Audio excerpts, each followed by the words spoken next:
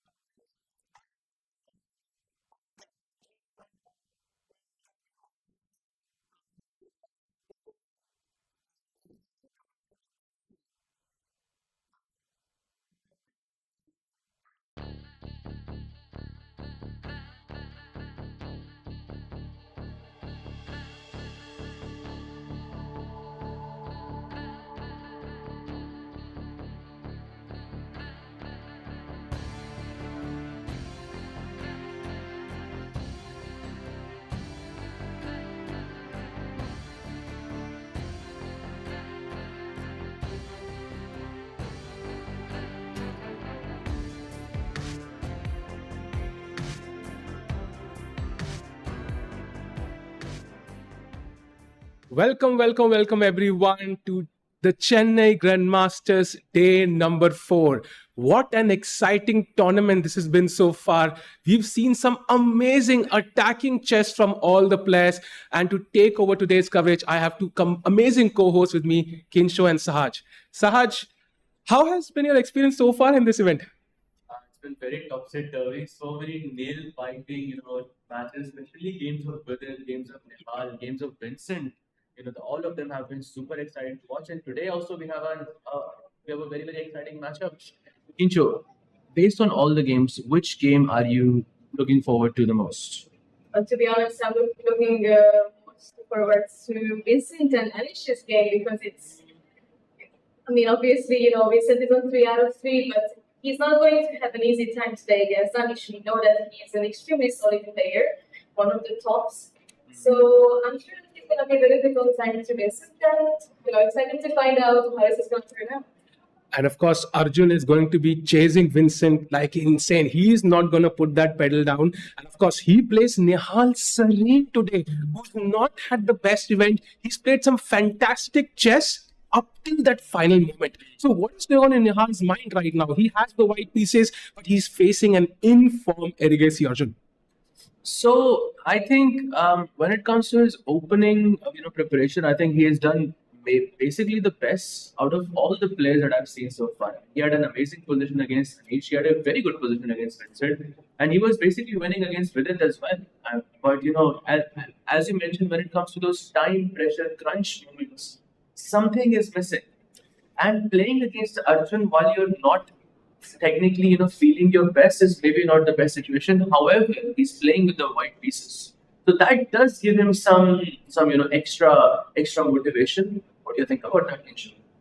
Definitely, I think Nihal, for some reason, Nihal is going to, try to prove it that he is back in the game, that he's able to beat or at least compete with Arjun today. And I'm honestly hoping for him that he's gonna find his way to bounce back and show that he is one of the masters truly. Although I know that it's gonna be a tough game, not only because it's Arjun, but also mentally it's quite challenging. I saw the players coming in a bit late today. Maybe it's the preparation. Yeah? They want to prepare till the very end. They know we are reaching the crunch phase of the tournament. This is where some people just move forward from the pack. Some people lag behind. And it's going to be all fire on the board, I think, Sahaj and Kinshuk today. And who do you think will be the leader of the event after round number 4? In the Masters segment, you can theoretically just beat Arjun and Vincent. However, I think Arjun is playing with the black pieces against Nihal. And Nihal, although not having the best confidence, still in the open phase, very, very dangerous player. So I'm not sure what's going to happen there. However, Vincent is playing with white against Manish. So I would say, Vincent being 3 out of 3, even though he's playing against Anish, I'm going to have to say that he does seem to have a better chance. They have played 13 games against each other, Vincent and Anish. And out of them, 10 have been draws. Vincent has won once. And Anish has won twice. And then last game was in another seed which also ended in a draw. So maybe Vincent makes a draw and Arjun also makes a draw, and the standings don't change much in this scenario. Yeah, that would be fair. And what do you think about Vidit, Kinshuk? Because yesterday he had a spectacular win. He was so happy yesterday to win that game, that nerve-wracking game. How does he approach the situation today? Does he kind of think, okay, I'm playing Pranav, who's, let's say, not the strongest player in the event. I could potentially get another win under my belt and kind of inch towards potentially winning this event. So what is going on in his mind right now? I think that his win yesterday is going to push him to do his best today. And although he's playing with the black pieces, I do have a feeling that he's gonna go for the win, even if it's gonna be one of those slow burn games. I definitely think that he's gonna push for the win because he found his balance back, and despite the early complications, he did manage to gather himself mentally and strike back. And I think that this is going to help him quite a lot today. Yeah, I think that's a great point because beating Nihal in time pressure definitely brings him confidence, right? Because Nihal is known to be that one sort of this beast, especially when it comes to bullet and faster formats. I mean, he's basically unstoppable. And within, of course, is known to have issues with time pressure and stuff like that. So beating Nihal in that scenario definitely would bring some confidence back for Vidit. Yep, and we can see the ceremonial move being played any moment now. And it's the host of the YouTube channel Label Law Advisor. Have you seen that, Sahaj? Sorry? The host of the YouTube channel Label Law Advisor. Have you seen that channel before? No, I haven't. Oh, you should definitely check it out. Amazing content there, I think. And which mode are we kind of having the ceremonial move? Yeah, so let's talk about the challenges section. Yeah. Because we have a birthday boy playing in the challenges section today, Diptayan Ghosh. It's his birthday today, so happy birthday to Diptayan Ghosh. And I think he shares his birthday with India number 1 Prague as well. So happy birthday to both of them. Yeah. And Diptayan plays against Harshvardhan, the only international master in the entire event. Indian versus Aryan, Pradesh versus Adiman. I really would love to check that out. And there is Leon versus Harika and Abhimanyu versus Vaishali. Very interesting. We can see Anish and Vincent there having a laugh at something. I don't know what the reason was. And the game's about to begin. Of course, players might be friends off the board, but on the board, they're out for blood. They want to win this tournament. Of course, they don't even have a rest day now. So it's going to be extremely tiring as we move on through the days. Exactly, especially because, just a quick reminder, there is no additional time after move 40, which means that the players have 90 minutes, both of them. And only the 30 seconds increment is going to keep the games going. So it's definitely, difficult, especially if you're used to the other format. And this is also the reason why we're getting so many interesting games, so many decisive games. And I'm sure that today is not going to be any different. And I'm hoping that actually we're going to see a lot of interesting games and a lot of surprises, maybe. Yeah, and I think we have liftoff, if I'm not mistaken. I can see move number 1 being played on all the boards, and we start with Nihal's board there against ARJUN, because what an important game this is. 2 Indian talents fighting it out. Knight F3 played by Nihal Sareen. What opening are we going to see here, Saj? Knight F3 is always, this is of course a ready opening. Historically speaking, white can go with G3, Bishop G2, short castle, and this is the mainstream sort of way to go because you keep all the cards on the table. Besides Knight F3, there's also this idea of E3, which I think Anish has been employing quite a bit recently, and then there is another variation with B3, which I think at this point we all know who loves. But yeah, there's Knight F3 C4 as well. So I think Knight F3 is a very flexible opening for white here, and it really depends on how Arjun will respond. And you can see Arjun very focused, sort of collecting his thoughts there.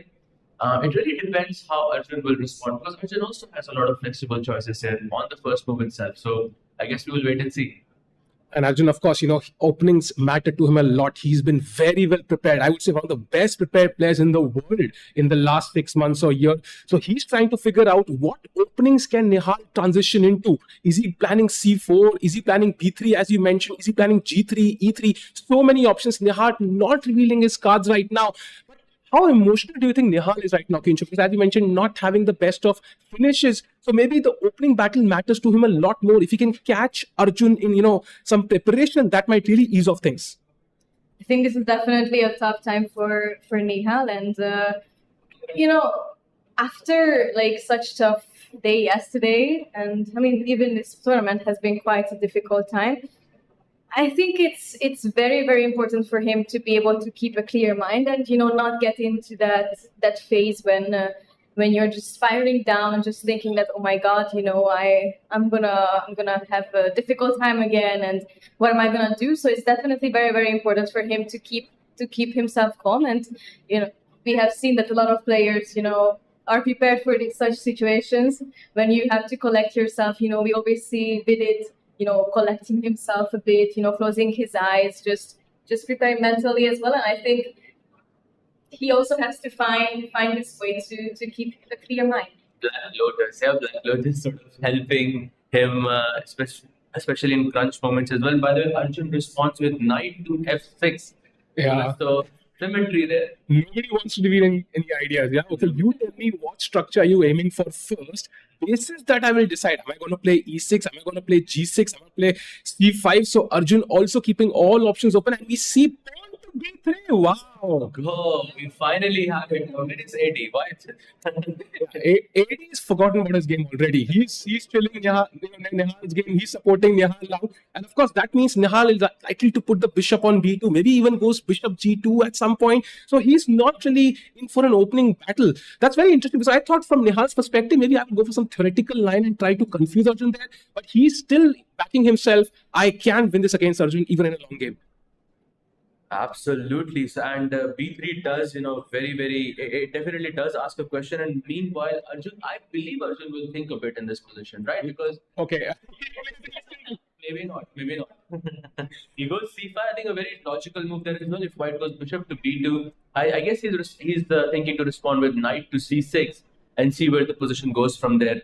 generally speaking, I tend to prefer black in these positions simply because I think it's a personal choice. But Nihal once again has been coming up with these crazy ideas, and I'm very excited to see what's on store for him. And by the way, I would also like to draw attention to the all-American matchup here between Robson, Ray, and Liang. I wonder because there is gonna be some fire on the board in this position. We have the Italian opening, so we'll bishop c4, black plays bishop to c5, c3, very logical move, knight f6 and d3, and black plays d6 here. So d6, I think, got sort of allowed white to play this bishop to g5, and now what happens here is black has to castle on the short side. So h6 happens, bishop goes to h4, of course, and now black has to castle on the short side, but that pin on the f6 knight is always going to remain. And to get rid of the pin, black has to play g5. And the moment you play g5, it's fire on the board.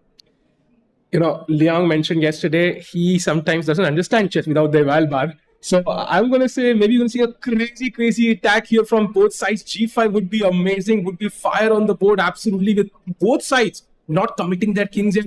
Hinshu, I think between these two players, do you think they'll play it safe, maybe take a draw? Do you think we are going to see G5 and it'll be an insane battle? To be completely honest with you, I don't think that they're going to go into at least an early draw. So since Wander won yesterday, I think he's definitely going for some crazy attacks. Even maybe this G5 will arrive at some point. And with both of these players, they're both really creative. Amazing at tactical tactics, and I think you're gonna see an interesting game. And I really don't think that they're gonna go into at least an early draw. So just to add things into perspective, Robson and Wander Liang have played 8 times total. By the way, all classical games. Each time there was a classical game, and Robson has been sort of leading that with 6-2. So historically speaking, their score is 6-2. And their most, and it's not like they played in 2016, 2017. The last classical game that went into sort of a decisive victory was for Robson in the US Championships in 2024. So definitely one of the players, if you historically have a good score against one specific player, then you're going to play, I think, as much as possible, regardless of the color. So I definitely agree with you, Kinsho. I think he is going to play here. Both of them are going to play here. And also, they might know that Vichy sir is coming in to commentate on their games today. I mean, if I was playing, I would say I want Vichy sir's insights on my own game. So they will try that game longer regardless of what happens. So very interesting game right now, and both players thinking maybe you switch to the Pranav against VIDIT game, where we have quite a solid structure from both players. Saj, maybe take us through the game. So this is, I think, the Berlin defense with knight f6 actually had a very nice game right before I came to Chennai in this exact opening with rook e1, black plays bishop e7, and now bishop f1, knight takes knight. This knight takes knight is an important move because if you don't take, then white retreats his knight back to f3, and that knight on d6 becomes a very awkward piece to sort of move around. So black goes knight takes e5, rook takes e5, very much in theory, short castle, now d4, bishop to f6, and now he plays a very strange move, rook to e2. If there are any Tata Steel fans here, you will remember there was a game of Magnus and Gukesh where Magnus played rook to e1 and he went into this very cool endgame. I believe it was some rook endgame where Magnus won the game towards the end. I think it was a rapid match. But rook e2 is an improvement over it. Rook e2 has, I don't think it is that popular, right? Yeah, I think around 1600 games in total and only 100 games with rook e2. So it is definitely an idea that Pranav has come up with. And now VIDIT has to decipher it over the board, which is never easy. To be honest, it's not even not even an easy choice because, rook e2 just doesn't look, that natural to the eye. You're blocking the bishop. We always want to rather put it back on e1, right? Of course. I think it's very important to at least understand why is rook e2 an improvement? I think probably, optically speaking, I'm guessing there must be some deep opening idea in this position that we don't, understand from the naked eye. But I'm guessing from just one view, it makes sense that if black ever plays rook e8, black has to take rook e2, right? So instead of capturing back with our queen, we can capture back with our bishop, which kind of activates it. Then we can maybe put our bishop to f3 at some point. That could be one of the reasons. But I'm sure the idea is way deeper than that. And we won't be able to decode it, without the help of with a couple of hours. But it is a cool, improvement altogether. Again, once again, Nihal coming up with these very, very cool ideas early on in the opening and getting his opponent, on the board. And yeah. Very interesting game, I think. I think we'll see how Vidit deciphers it. Of course, Vidit was in time pressure yesterday, hoping he plays a bit quicker today. Yeah? We saw how close it got against Nihal, even though he was better. Now, we move on to the next game. That is the leader of the event, Vincent Keimer against Anish Giri. The solid Anish. Yeah, it's very hard to break that wall. The Rahul Dravid of chess, if you can call him. And Sahaj, looking at the position, we see another B3 and Bishop B2. Oh, it's a B3 day, I think. It's a good day, I think. Maybe they listen to you, actually. But yeah, it's a collie system, I think, very, very typical these days at the top level, because you get to keep all the pieces on the board, and you have different sort of ideas. You can push C4 here, you can push E4 here, you can play knight E5 and F4 here, which is a typical collie setup. So all of these different ideas give you different flexibility, and you can get your opponent to think over the board. I think it's a nice idea from Vincent. I think he's definitely out to play for a win here. And if you look at the position, there is this symmetry when it comes to the pawn structure, right? All the pawns are basically at the same square in comparison to each other. The only difference is that white's bishop is on D3, which is a much more active piece, and black's bishop is on E7, which is comparatively passive to white. So slight preference to white here. I wouldn't say white has an advantage, but I would say white has a slight preference. If we said which color you would choose, I think most people would choose the white color here.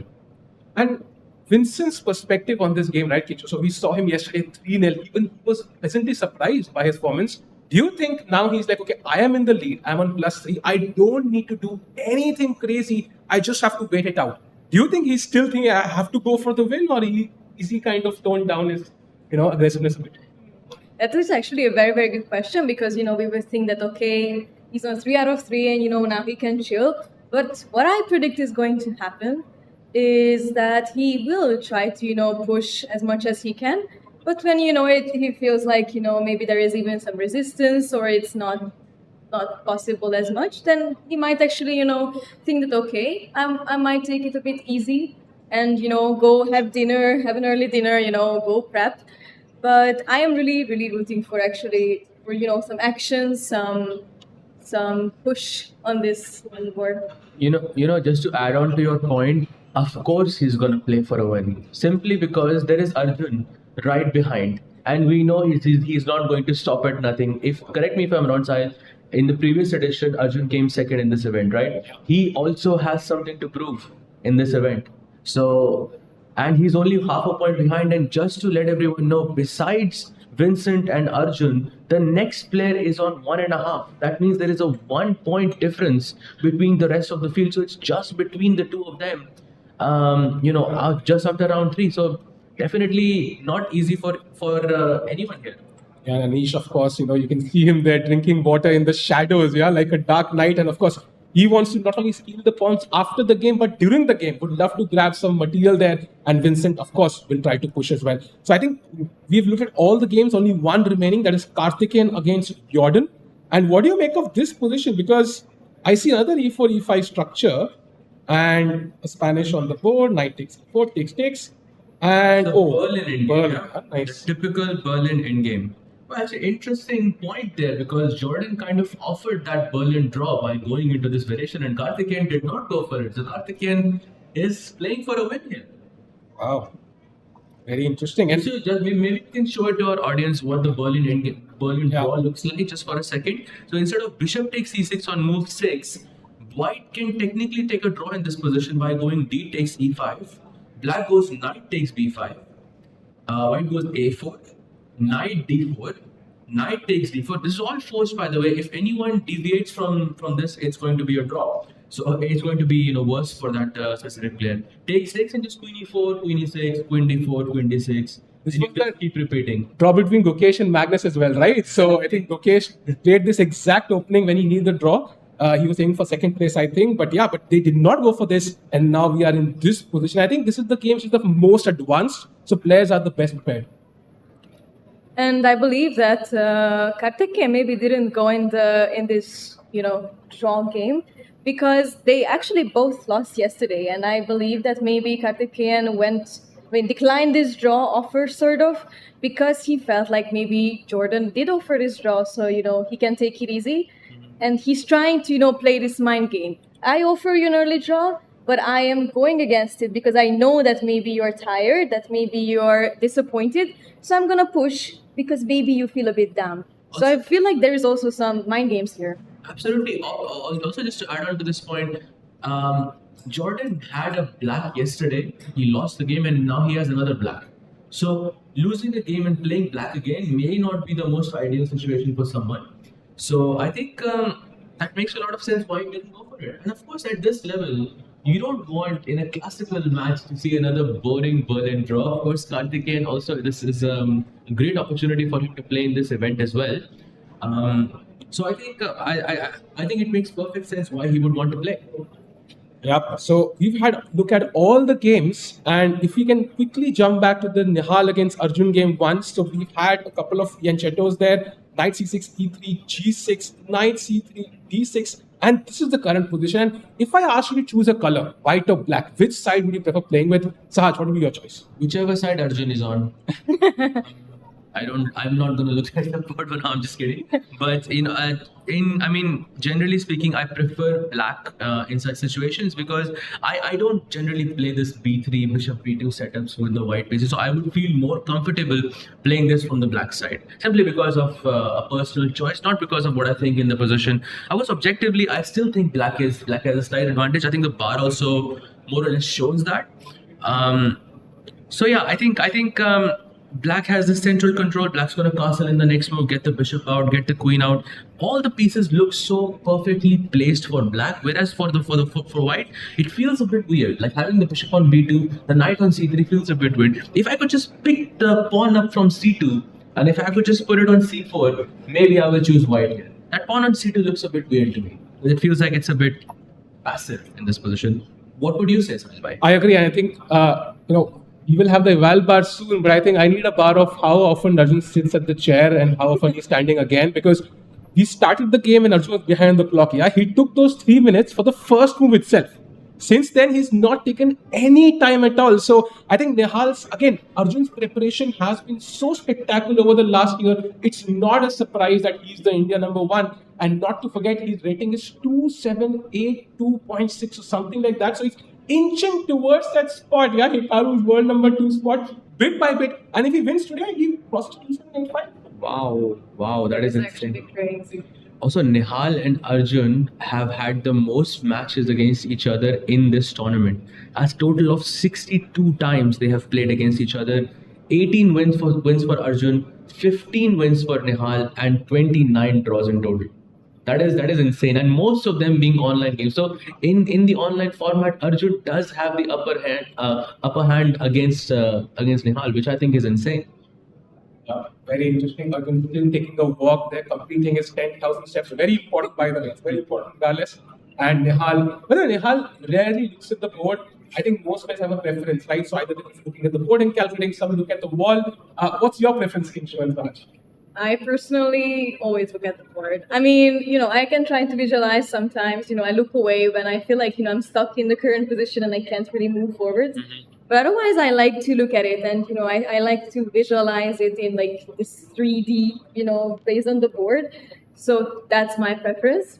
What do you think? I like to say that I don't look at the board because, it's cooler, but I have to look at the board in order to concentrate properly, especially if it's a classical game. I think it's really, really, really important to do that.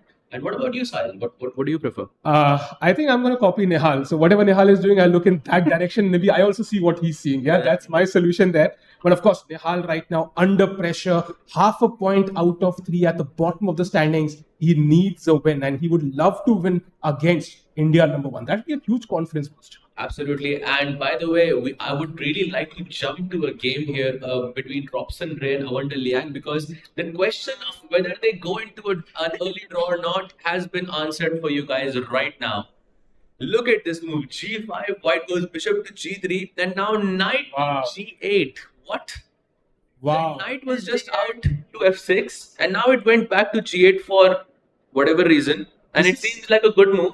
this is insane, right? So you, in the opening are taught, you should develop your pieces, bring them into the game, move them towards the center, not undevelop them, yeah? Knight goes back to g8, basically stops, of course, you don't want to castle anyways, but maybe the idea is to bring the knight here, and come to f4 maybe?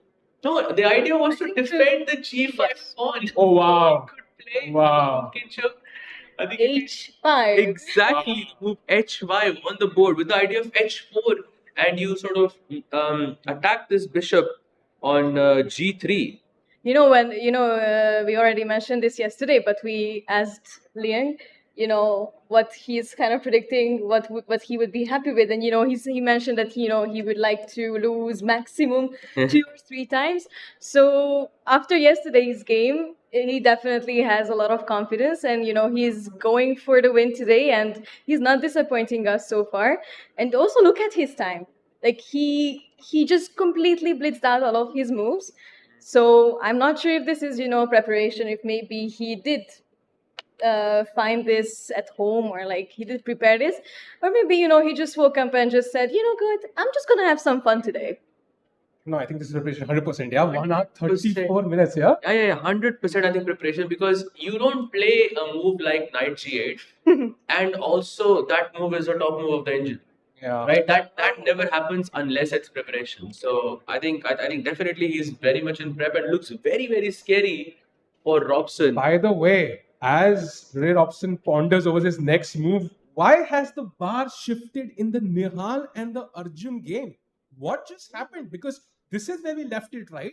And now Nihal plays knight e4, so he's using this spin. If you take on e4, he can take on g7, spoil your castling. Arjun doesn't want to deal with it. He plays pawn to e5, blocking that bishop completely. And now knight to g3 was apparently a slight error from Nihal in the opening, which is surprising because he himself went in for this structure. And now castles. And the bar is saying, you know what? Black is better, and I'm going to trust Ivan de Leon here. Yeah, I'm going to trust the bar. I'm guessing this is some miss during the prep, or maybe he's misremembering things, because when you play a move like b3, as we talked about this a bit earlier, that there are many setups that black can throw at you, and all of those setups have a different way that you must react to. Now maybe in somewhere in Nihal's mind, he remembers the position with g6, the final position on the board, but maybe it's slightly different. Maybe instead of the pawn on c5, the pawn is on c7. Maybe instead of the pawn on e5, the pawn is on e7. And in that position, this setup is completely fine. But I think, yes, something definitely went wrong here, because this does not look like Nihal's prep. You can also look at his time, an hour and 22 minutes versus an hour and 25 minutes. And it does not look like it was Nihal who out-prepped Arjun here. Yeah, and also, sometimes the fact that Arjun is thinking, it's not something he's seen before. So he knows maybe, okay, I've not seen this before. Maybe what Nihal has done is not the best. And he's trying to figure out what is the best refutation of this structure. And right now, black has too much space in the center, too many pawns. Imagine at some point the F pawn could come in. And as of now, the best move, for example, is that tricky move pawn to h5, just to kick that knight at some point, yeah? I feel like today, and actually in this whole tournament, we see a lot of these h4, h5 pushes. So this might be, the theme of this tournament. But yes, I do agree with you, Saj. I do feel like this was maybe like a small mishap with remembering for your preparation. And I just feel like Arjun is like, okay, I know that this is wrong. Like, you have your file prepared, and you remember that this is not in the file. Absolutely. I'll tell you a story here. I was playing a tournament this year in Turkey, in CHENNAI Open. One of my opponents played this weird knight f3, e3, b3 setups against me, similar to what Nihal did today. And he played a wonderful game against me and absolutely crushed me with the white pieces. And then I thought, you know what, I'm going to try and learn this setup from the white side and see how things go. And actually, for the qualifiers of the Chennai Masters, I had prepared this exact opening for the white side, but I was just not confident enough to play it, simply because of the amount of options that black can throw at you and how much you have to remember from the white side itself.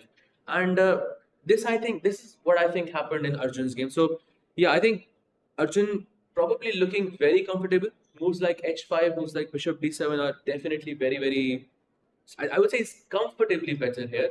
No compensation as far as I can see from the white side. Wow. So yeah.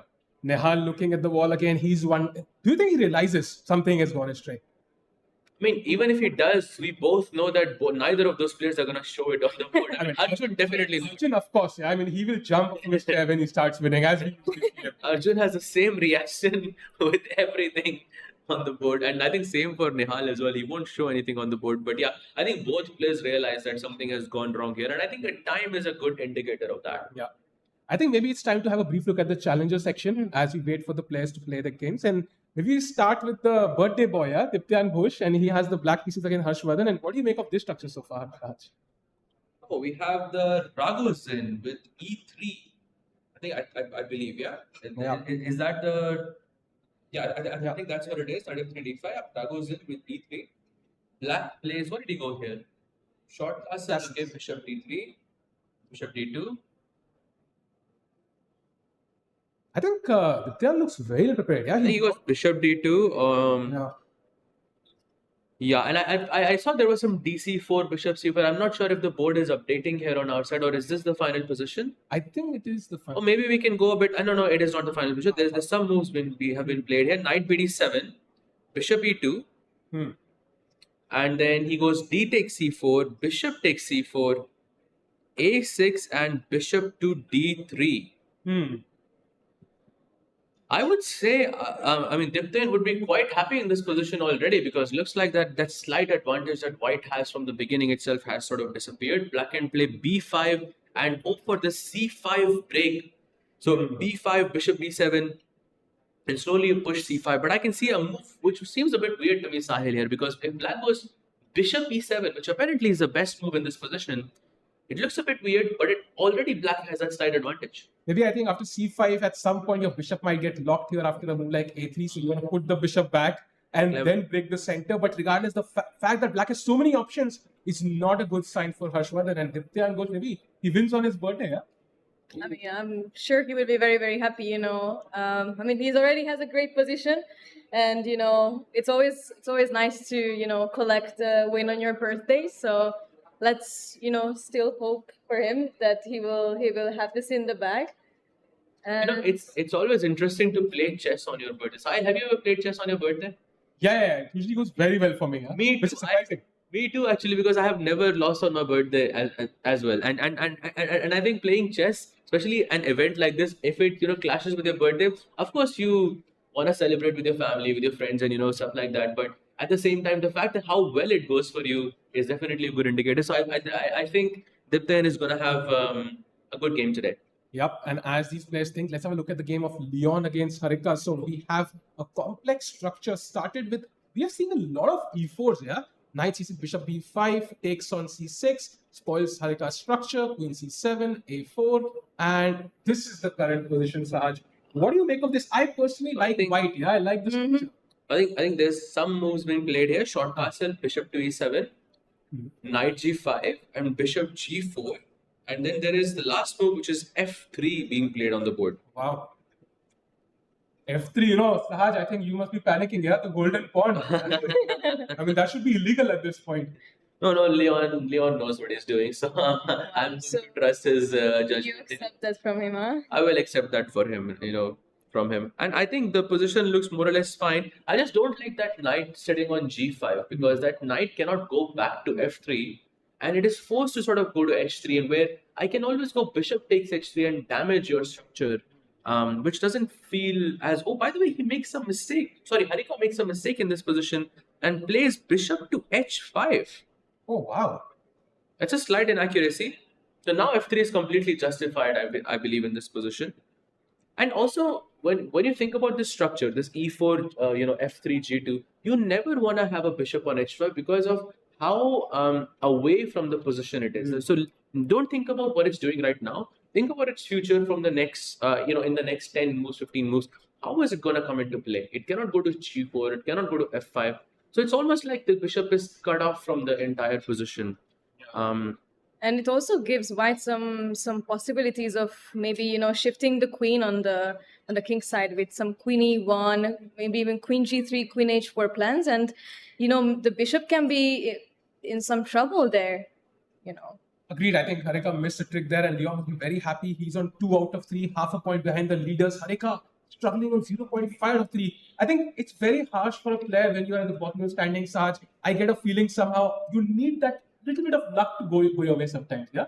Yeah, definitely, and I think that is definitely going in Leon's way, at least at the moment. And he has played knight c4, almost responds very instantly.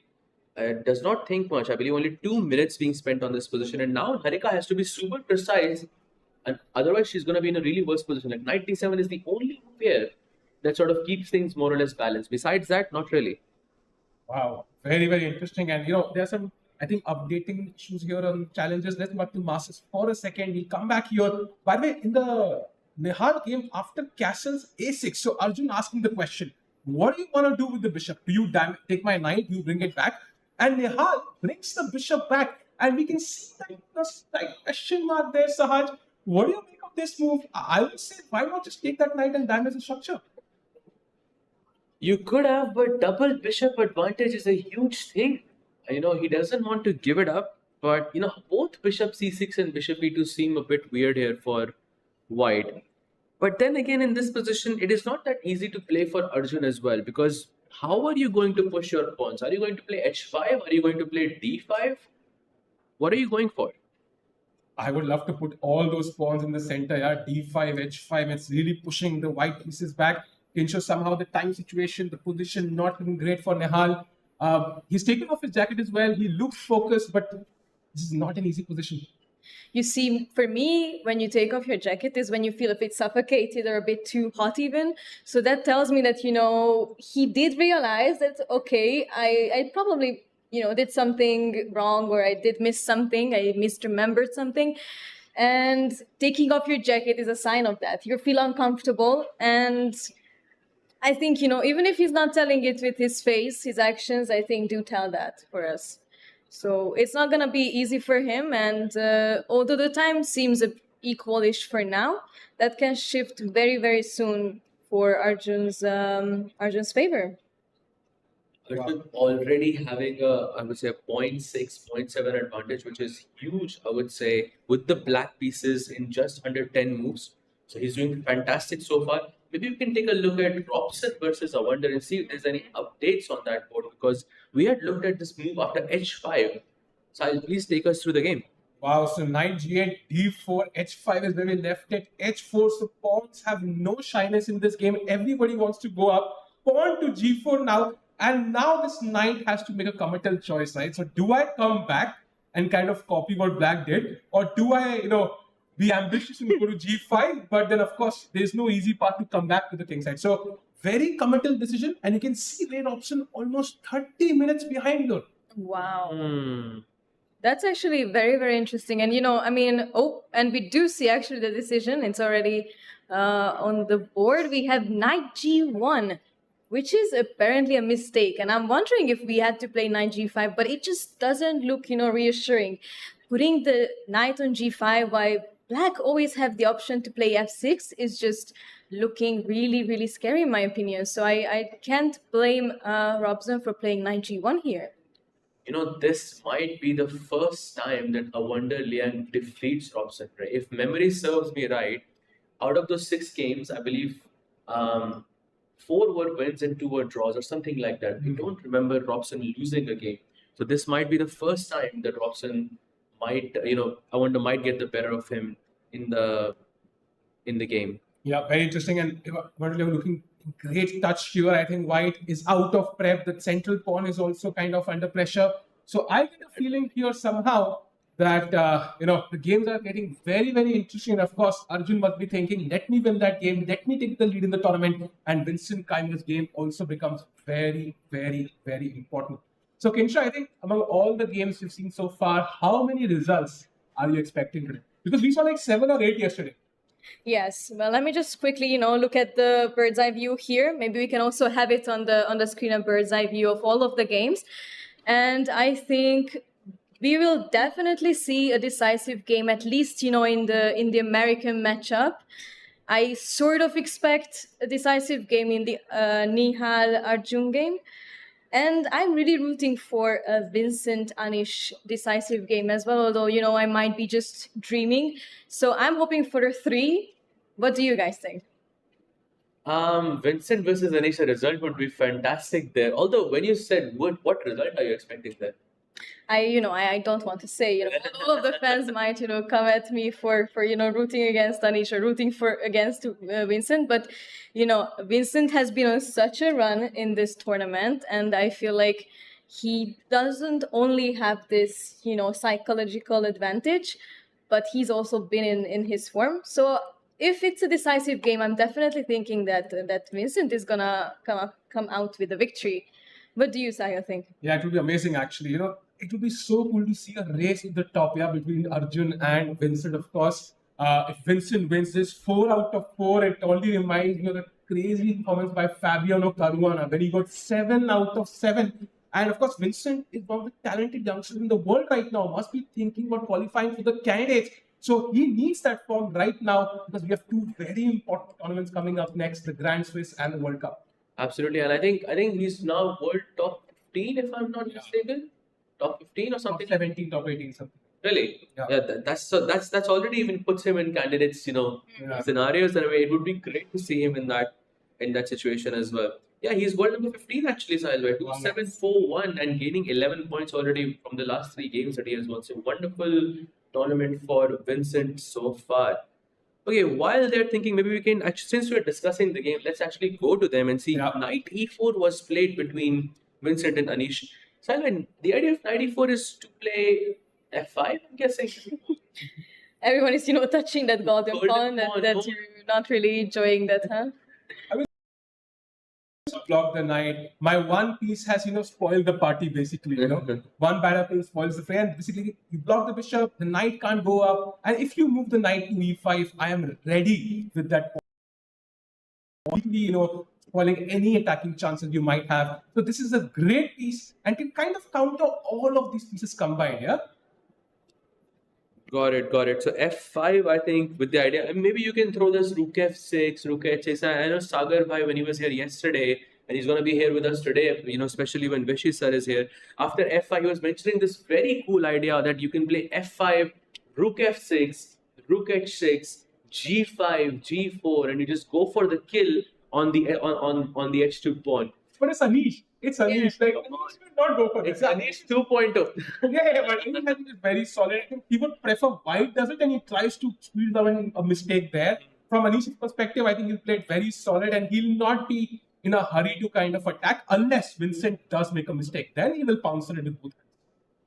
I completely agree with you, Sahil. I feel like it's a bit out of Anish's style, But maybe if he decides that, okay, I'm gonna show Vincent that he might have been the boss until now, but I'm gonna take over. So it would be amazing to see that as well, but it's a bit unlikely in my opinion. Yeah, he's walking. You can see him walking. Yeah, very calm, composed, no random movements with his hands even. And Vincent's still kind of contemplating, how do I create any chances? So what is the best plan for white here? How can white maybe try to remove this knight or at least create some chances?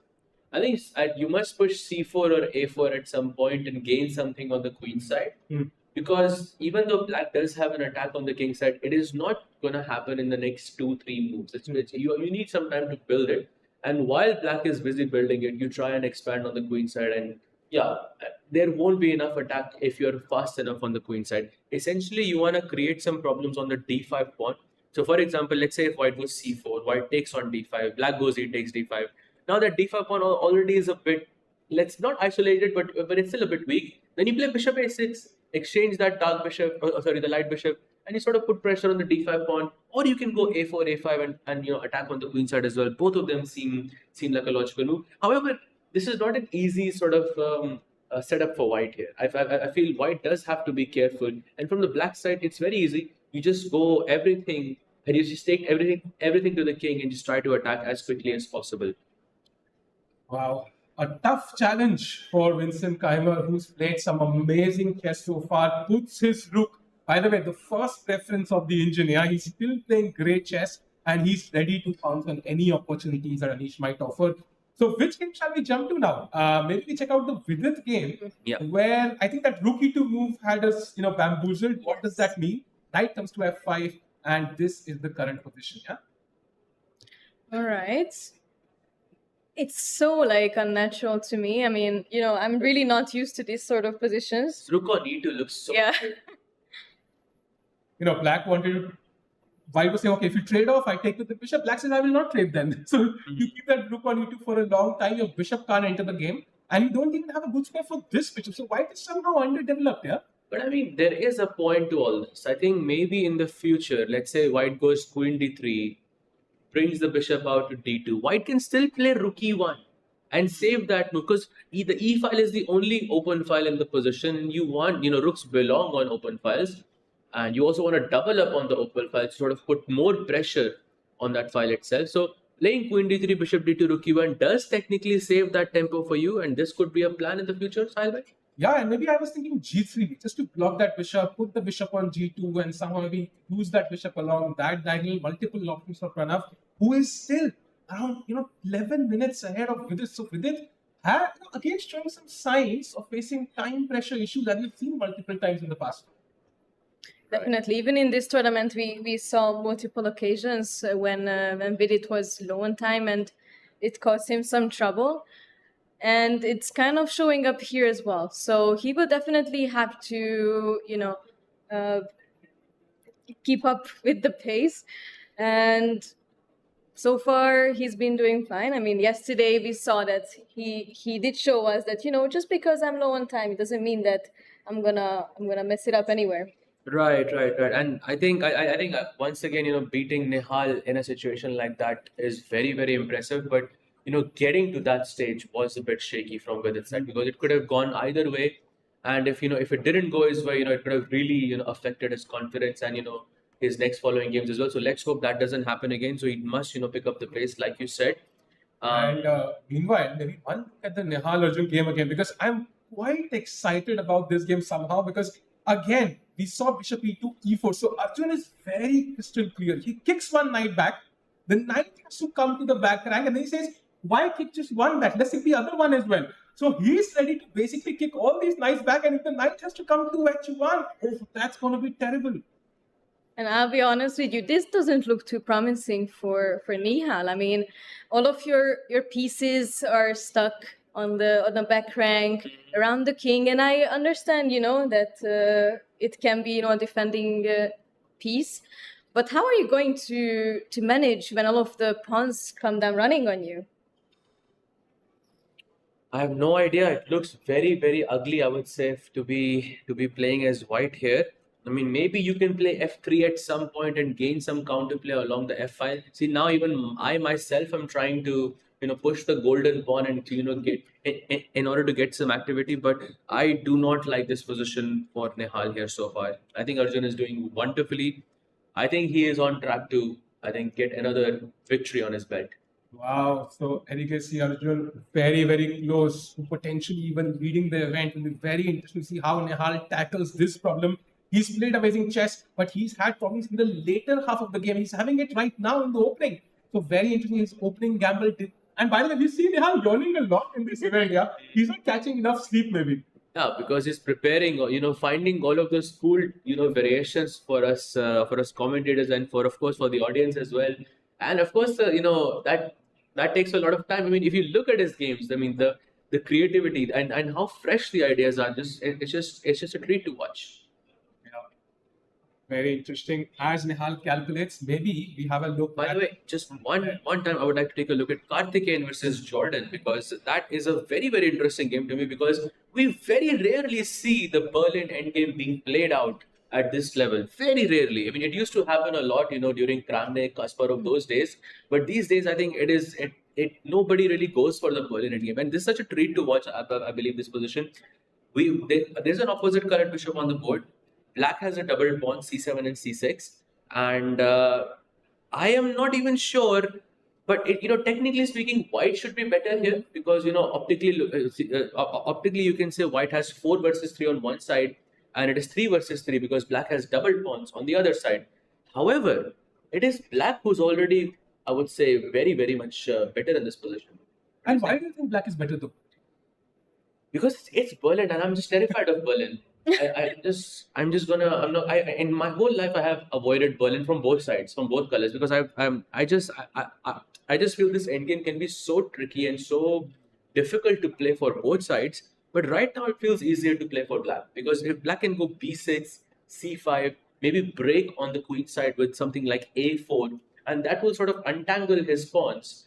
And white on the other side, you do have this 4 versus 3 situation on the king side, but you cannot make progress. Like, you cannot play g4. Maybe you can play g4, but you cannot play f4 so easily. You cannot play f5 so easily. And even if you did play f4, I can block you with something like g6.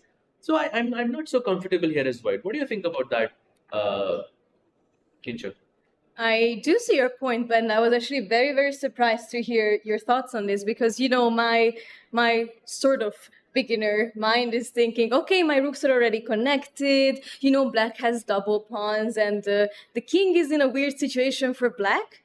So my understanding would be white is so much more comfortable, and now listening to the points that you raised, I'm leaning towards to what you're saying because I'm gaining some understanding deeply on the position. But because of these principles and because of these basic things that we learn where we are sort of beginners, is why I was essentially thinking that white would be much, much better here. Absolutely. I learned this the hard way as white, because I got crushed when I was, around 10, 11 years old with the white pieces against a very famous grandmaster from Bangladesh. And it was an absolute massacre. And since then, I realized that Berlin is not as simple as it seems. So, yeah. And Jordan, of course, has been the second of, I would say, many, many top players in the world. So his opening preparation will be on point. And I think the onus lies on him somehow create chances with your idea A4. I really like that, creating some weakness on the light squares. And of course, white, as you mentioned, cannot just go full in with the pawns because the knight locks those pawns. So very interesting position. I just want to have a brief look at the Nihal game again and get your opinion. So c4 by Nihal, and maybe it's a decent move here, but it does not address the position on the king side now. And h4, are we going knight h1? Oh, my question is, why is he doing Arjun things against Arjun? No, this is what Arjun plays as white. Arjun, this is what he does, right? And it feels like you're playing his game against, the beast itself. So Nihal, maybe he needs the invite for the freestyle event. Yeah, Queen D1, Bishop C1, Bishop D1 is a freestyle game, but this looks extremely unorthodox, I would say, to the least, because now your knight gets kicked away, knight h1. How is this knight coming into the game ever? Maybe you play f3, I don't know. Yes. Knight comes to f2, but it definitely looks, it does not look pretty. That is for sure. It just feels so uncomfortable, so difficult to play, and it's never nice when you have to when your best moves are not with the minor pieces that are stuck around the king, but when you have to do these like f3 and Knight h1. knight h1 is already by itself. It's a knight on the So corner sad to is see. maybe the worst piece you can have, because it only controls 2 squares. Yeah. So, if you can have the camera for Nihal, and I just want to check the body language of both the players, because Nihal, even though he's stone cold, I think sometimes we will see him show some head shakes, expressions when he's suffering. And Arjun, of course, looks absolutely motivated. I think that H pawn push is going to come very soon. And Sahil, just when you mentioned that we might see a little bit of a head shake, in that exact moment, he did something like this. Oh. So you did call him out on that immediately. Nihal Sareen under pressure with the white pieces. I think this is going to be my view of the day so far, at least, because black pushing, just after 10, 11 moves, it's not that common. And maybe it's the best time to take a very short break, and we'll be back with some exciting chess on the other side.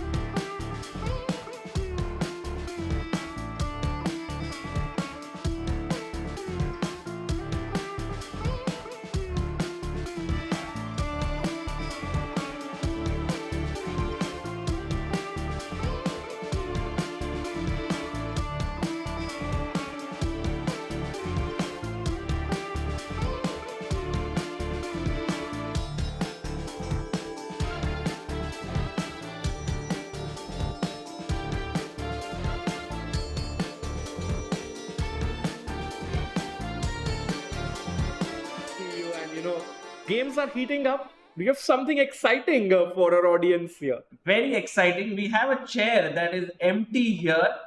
And guys, we are going to have someone that you are going to love joining us. He is the first ever Grandmaster of Indian chess. He is the 5-time world champion. Any guesses on who that person is? Yes, the one and only Vishy Anand is here. Let's have a standing ovation for the legend.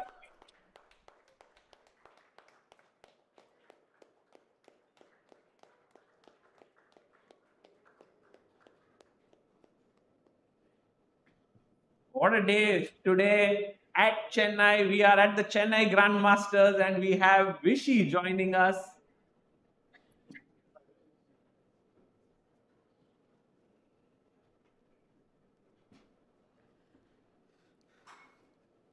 Silent. Vishy, welcome, a warm welcome to you here at the commentary box. Maybe the shortest travel to the tournament hall for you. No, not even close. In Anna Library was like 10 times closer. So it's not even close. Yes, the previous edition was very, very close. And Vishy, we are so glad to have you here.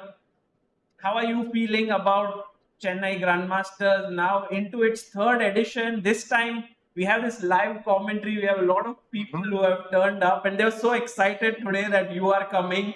They're all waiting here. It's great. And look, it's not only a chance to showcase our players, but the best players are coming. We have Vincent, Anish, and MBL previous year, Levon. So, top players. And, it's fantastic to have such a good round robin at home. And wish you a very warm welcome. I was just talking to Sagar 15 years ago. We both were college kids playing a simul against you in Mumbai. And here, it's such a happy moment. So thank you. What was the result? Do you remember? I lost. Yeah, I also lost. Yeah. But it's just so nice. It's been an inspiration to like almost all of India, so many worldwide as well. Thank you once again for this, and let's dive in to the games. Let's do that. Yeah, the tournament has shaped up very interestingly. We have 2 Indians facing off against each other. I think. I know. I was waiting to see this game only. Yes. Nihal versus Arjun. It's. In fact, I think Arjun used to visit Nihal's house and for this fix long back. I remember seeing a photo of them together. Yes. And I don't know if it went in the other direction as well, but I think once Arjun went to Kerala to visit Nihal and play. And so now they're both meeting somewhere else. Yes, actually, Nihal has been having a pretty intense event here. He had like couple of good positions against Anish, against VIDIT. Then he lost against VIDIT, drew against Anish, a draw against Vincent that turned into a loss. So he's on half out of 3. While Arjun is right now cruising at 2.5 out of 3. And also Arjun has this thing that he could potentially make it to the candidates with this rating spot if he gets a lot of rating points. Do you think that could be playing on his head in this tournament before going into Grand Swiss and World Cup? I don't know. For me, if there were always more than 2 things that needed to happen, I didn't keep thinking about it. If I have to do 4 results and exactly these 3 have to be done by someone else, and that has to at some point you can just give up, and it's easier to just play some chess. So I would find that counterproductive. I doubt he calculates that far ahead in this. I think he'll play the normal way he plays, and that's it.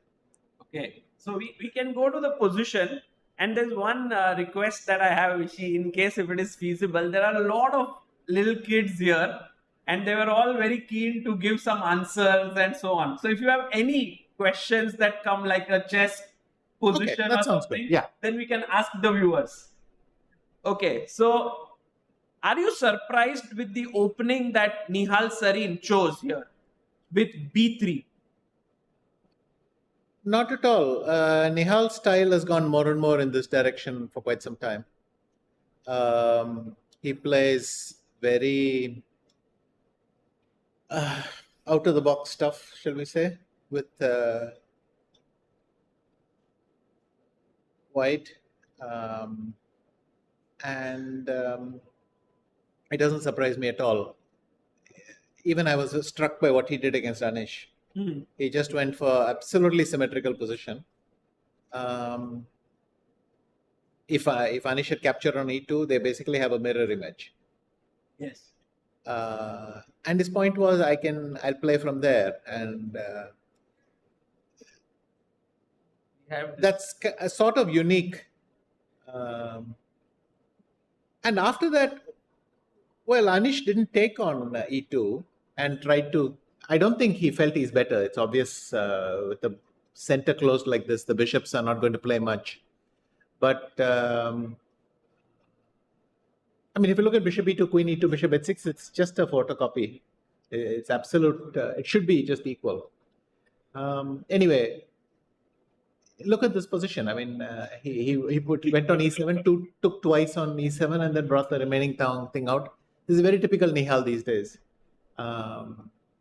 And so this particular opening doesn't surprise me. You know, Sagar bhai, he could have been on 1 out of 2, in fact, even earlier. Even that heartbreaking loss to VIDIT yesterday, still on half out of 3. And this game as well, Arjun pushing with the H pawn. Yes. Not looking good for Nihal. Yeah, actually, let's go a little bit further here. Bishop B5, bishop G7, and knight E4 played by Nihal. They say, like, don't move your pieces twice in the opening, but here you think this is a good move, knight E4? You should not move the same piece twice before you moved every piece once. But look at, he moved all his minor pieces. I mean, I think the rooks don't count in this. Right. Yeah, then it makes sense. Then it's okay. It's allowed. So, so E5, knight went to G3. And this is given as a question mark by our computer here. Why would this be a bad move? Is the knight misplaced there? I don't know, but it's so easy to play H5 that I think that must be the reason. Right. I mean, the computer wants to push his H pawn anyway, and then you put a knight on G3 and say, hit me. So it becomes... Also, anyway, I didn't finish my story. With Anish, the game turned out to be a kind of masterpiece. What you can do with just this minimum pieces. Nihal played beautifully. It's very hard. There's almost no space, but he somehow managed G4. Then he brought one rook. Then he brought a second rook from nowhere. And then this bishop is desperately trying to come. It's stuck on this side, but it can't get to this C6, D5, E4 place. If it gets there, it's game over. And then he outplays him brilliantly. He plays F4. He does everything perfectly. And then he doesn't find a single one of the good moves. I mean, Queen D8 is great, but I think you could move the rook and go Queen G4. You could do this, you could do that. He did everything so perfectly till there. And I don't know, was the time situation tough at that point? Yeah, good time. But he was at the finishing stages, he couldn't do it. And then he blundered the Z4 and Yes. Queen takes Z4, he just blundered. Oh, I don't know what he blundered, but he just ran into this. But even there, he had but it would have been a very beautiful game had he played Queen G6 and C5, the pawn sack. Yeah. Oh, yes. Yeah. In fact, I was... Can I show that? Yeah. So that was a masterpiece. Then you said heartbreaking, but Vidit already finished his heartbreaking the previous day. yeah. And so there's a kind of domino effect there. I mean, this is... no, just go back 2 moves. One more with the rook on G2 or whatever. Yeah. I mean, you put a bishop on D1, a queen on E2, you put pawns like this. Before, if you asked Koch Noy, he would tell you the white player doesn't understand chess. But in fact, the only thing is this is very pure in the sense that the only thing that matters is you bring that bishop around. I mean, of course, Kochner would eventually realize that White's position is okay. But for him, it would be a sign that something was wrong here. But it does work out. I would also be tempted to be black because if I play bishop e3 and then king h7, then I take the h pawn, I do this. But Nihal understands with opposite pair bishops, none of these matter. So somehow it's a very pure position. It doesn't fit into any ECO code or opening category, but White is better, and consistently the computer says White is better. So h5, g5, and then this move. This move. Beautiful move. Yeah, it can be taken in multiple ways. Yeah, and queen h4, rook f7. That was a mistake actually. You should go. What should he go? Bishop g7 maybe. Here, yes, instead of rook f7. I'm not sure what he should have done actually. Some d5. D5. Okay, that was it. But then probably take and queen d6.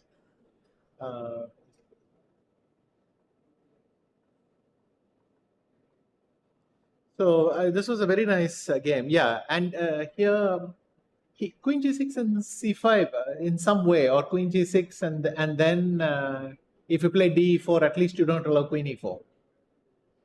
And if he had done this was a masterpiece. Yeah, it was just a masterpiece. Because I'll go bishop b3, I'll go h6, h7, and then I'll go queen f7, and I'll land on g8 and all that stuff. So wow, like White is a piece up in a way. I don't know. I've not seen such a position before, but I liked it very much. So I thought he did a very good job there. Rakesh bhai, what is very amazing for me is how closely Vishy has seen this game. Like, you not just browsed through it, you knew all the intricacies. We are commenting. No, but I thought when I was watching the game at this point, and I wanted to make this move myself. So then somehow I saw c5. When it's not your pawn, it's much easier to sack. So I tried c5, and then I saw it was actually looking quite good. And Vishy sir, has Vincent's games impressed you so far? Yes, both Vincent and Arjun are playing in this easy way. The points almost seem to fall into their lap. I mean, Vincent, I think, caught Nihal in a very unusual Grunfeld. I don't know how much either of them could have prepared exactly this line. And Vincent was also very smart against Murli. No, Vincent is playing this kind of easy chess, and he's very, very confident. I think maybe he's even more confident with Gukesh's prep than Gukesh's.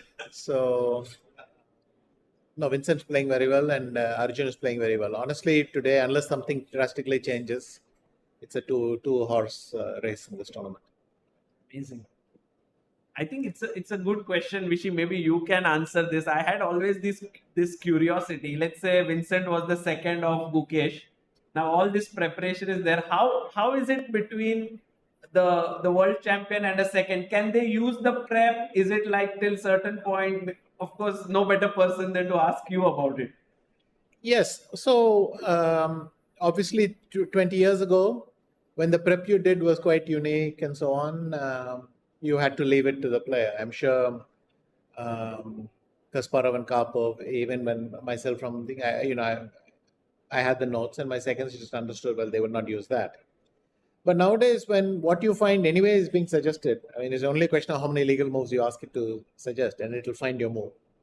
Then should you really be entitled to it? So I think nowadays it's much more fluid. Seconds also work with multiple people. Everything is much more fluid, and I think the value is not in some great prep that they gave you for your whole life. It's simply that we got you ready to play today, and with that it's over, and then we'll get you ready to play tomorrow. I think it's much more fluid now.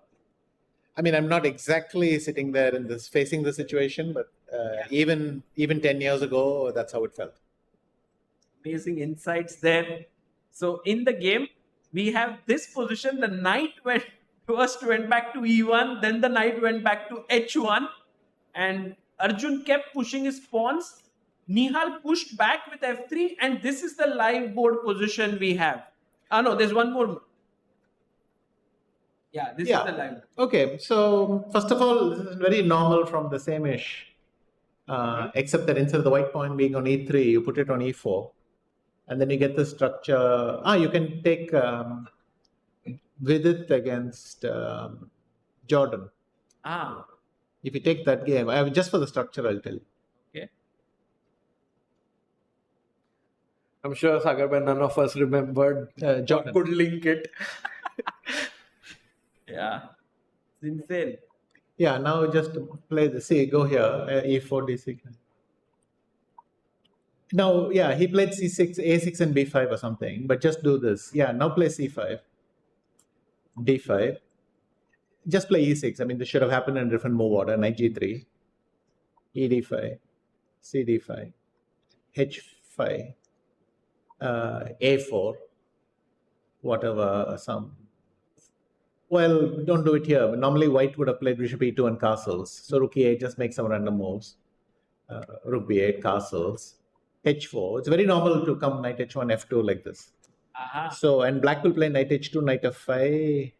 I mean, knight h1, knight h5, knight moves f5, and then it's quite tactical. And sometimes it works, sometimes it doesn't. This is very, very typical for this position. So, knight coming to h1 is not a big shock. Let's now go back to our game. And for me, looking at it instantly, if you go back 3 moves,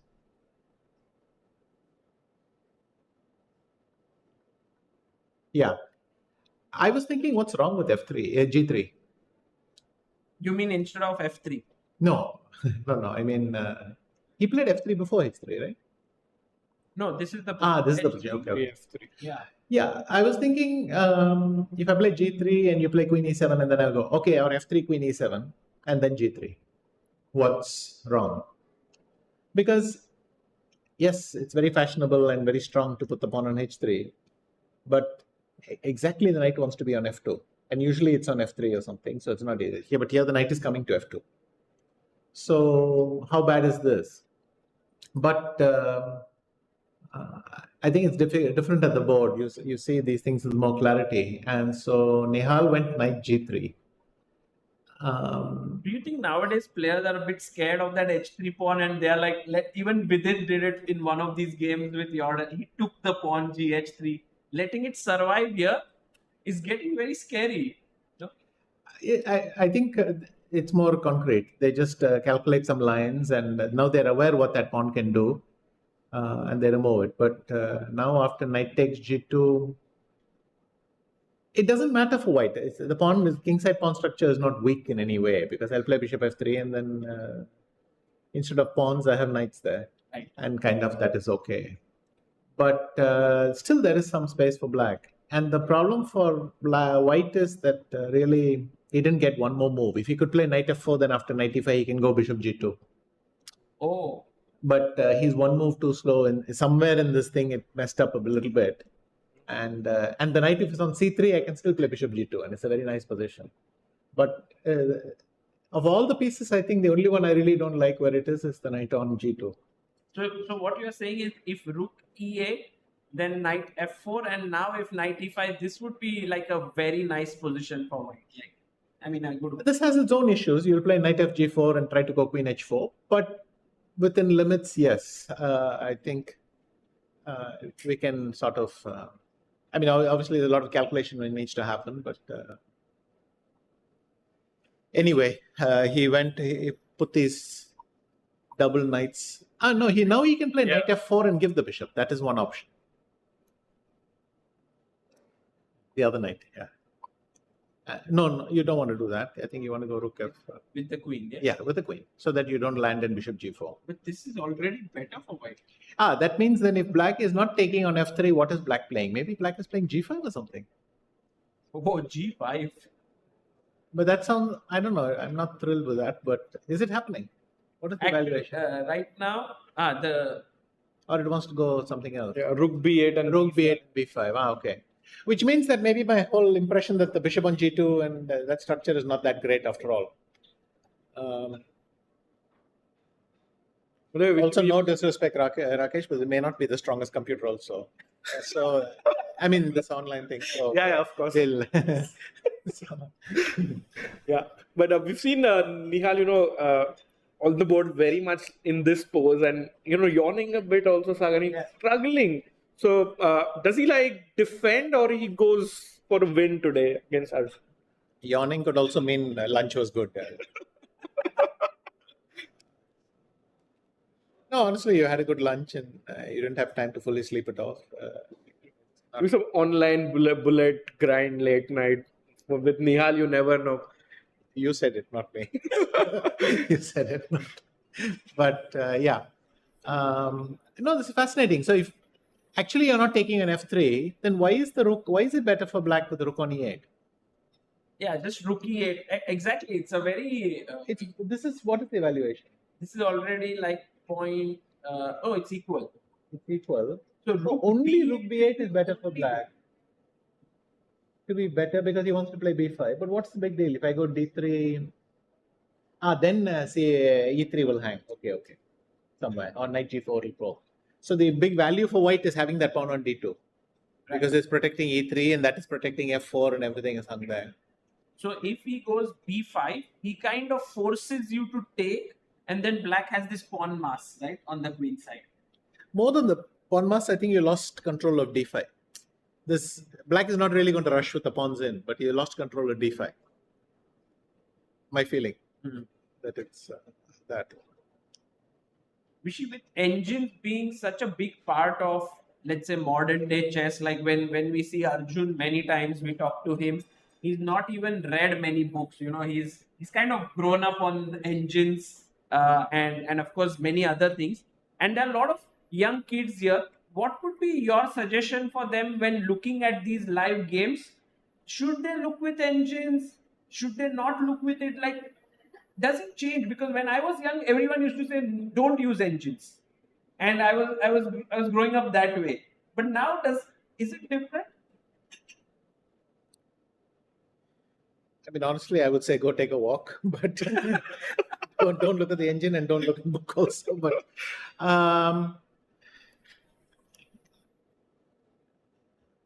if I had to give them advice, I would say keep the eval bar on and switch off the engine. And write your thoughts. This is if you're not going for a walk and you're sitting there watching the whole game for 1 hour, then make the moves along. You can save it in the end and then compare with an engine after that. That's the real value. Like here, literally every move, something can happen and you disagrees with your conclusion. I mean, like we have been experiencing. That's very valuable. So you cannot not use engines, but the reason I'm saying is if you to think without anything is a bit boring. So eval bar is nice just to stop you wasting time, but then I think that's a good solution. That's very interesting, yeah, what you mentioned here. Yeah, guys, write down, maybe you can do it here as well. Write down your thoughts. Could be very fun to follow the games that way. Nihal did go knight f4. And he's got his knight into the center. If Arjun goes rook b8, that would be nice. But Nihal is fighting here. We thought like Nihal had a very bad position out of the opening, but it's not the case, right? He's fighting position. Yes, also something minus 0.2 and minus 0.3 is you don't have to take too seriously, I think. Sagar bhai, shall we see some other? Yeah. On that note, maybe we jump into Vincent's game. Okay, the leader. Yeah, and where Anish has kind of used Arjun's idea. Yeah, that pawn. That side pawn, like an Alpha Zero-esque idea there. Everything is not Alpha Zero. I mean, there is no Queen B2 mate for a start. Yeah. So I think the main value on H3 is that there's a back rank. I mean, after G3, there is still a back rank mate and there is Queen G2. It's true they put the pawn on A3, but no, it's not completely zero. If you see these Tarash lines where they put somehow one pawn runs very far, then they'll put a knight on B4 and take on A2 somewhere, and that's the value in having this pawn very far. But here, I can't imagine a position less suited for this pawn on A3. Knight is on D7, everything else is back there. So for me, this is a nice position for white. If I play B4, white, if I play b4 at some point, oh, it's white's move even, then this a3 pawn is slightly weak. I might be able to leave a queen on b3, then you will have to leave one piece stuck defending it. And I can play rook e1, something on the king side. Very comfortable. I mean, I don't know specifically here, but I feel that this should be nice for white. So b4 is a very nice move. If white doesn't do that, black would generally try for c5, right? Well, my point of b4 was to get the b3 square. For me, I don't know that black wants to play c5 also. Because white doesn't have to take at once. White can play bishop b5 and then some rook c1, bishop a1, something like that, hang around there. Because you have hanging pawns and you have a weak pawn on a3.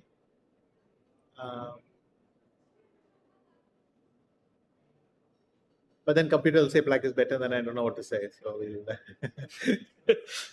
No, I mean, we could turn off the engine as well here.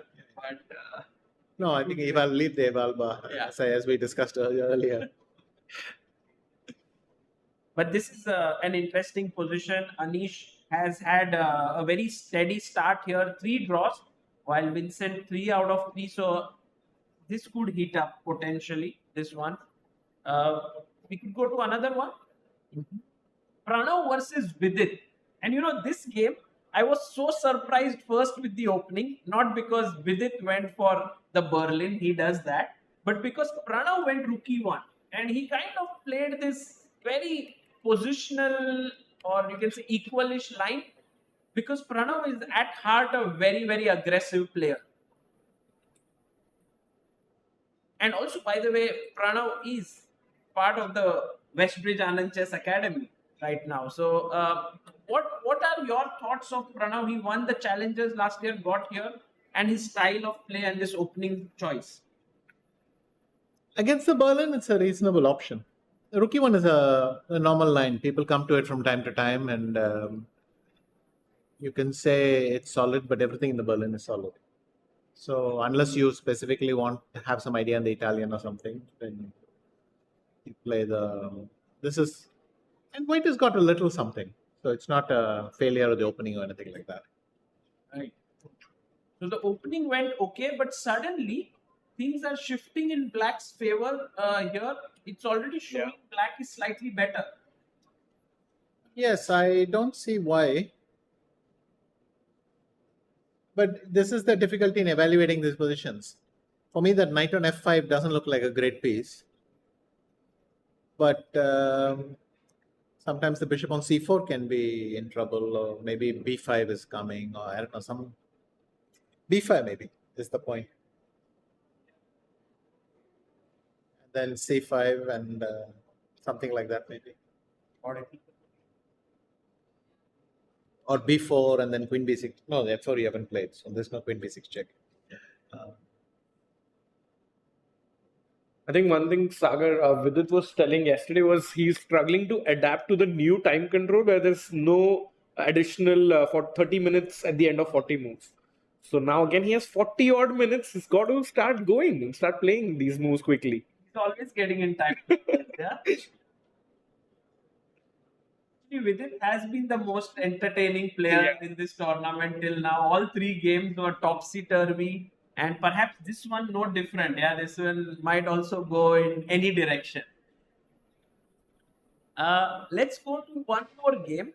We have Ray Robson versus Evander Liang, 2 American players here, and a very different kind of a position. 2 pawns in the center. Knights have come on e2 and d2. What do you think, Vish?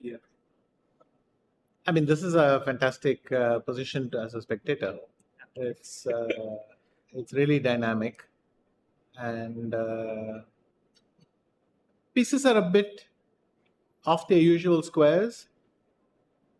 In the Italian, it would be quite different because that black knight would be on f6. Here it's on e7, but white is anyway sacking this pawn on d4. And also this white knight on d2. If I play knight takes d4, knight d4, bishop d4, this knight on d2 is 4 squares away from f4, whereas normally it would not be that far. So if it's on c3 somehow, you can play knight Yeah. e2 f4, and it's a big threat in the Italian. Yep. But here it's not ideal for this. But these positions are very interesting. People may think black is a pawn up, but if I castle, black can't castle because the h5 pawn could become weak somewhere. It's a very rich position, this Italian. I agree that this is more interesting than the Pranav VIDIT game. Actually, a wonder must take the pawn, yeah, on d4. Otherwise, he might not have that. Like he lacks the center control and Yeah, he goes for it. he took it. Yeah. Also, what's the point? Here you should take the pawn because it's the only reward for getting this h5 g4 thing. Right. Okay, so this one, and then we have the last game that we haven't looked at yet. Karthikeyan versus Jordan. It's interesting that they actually went into the Berlin endgame, which has not been very common these days. Yes, but I think it's fair to say that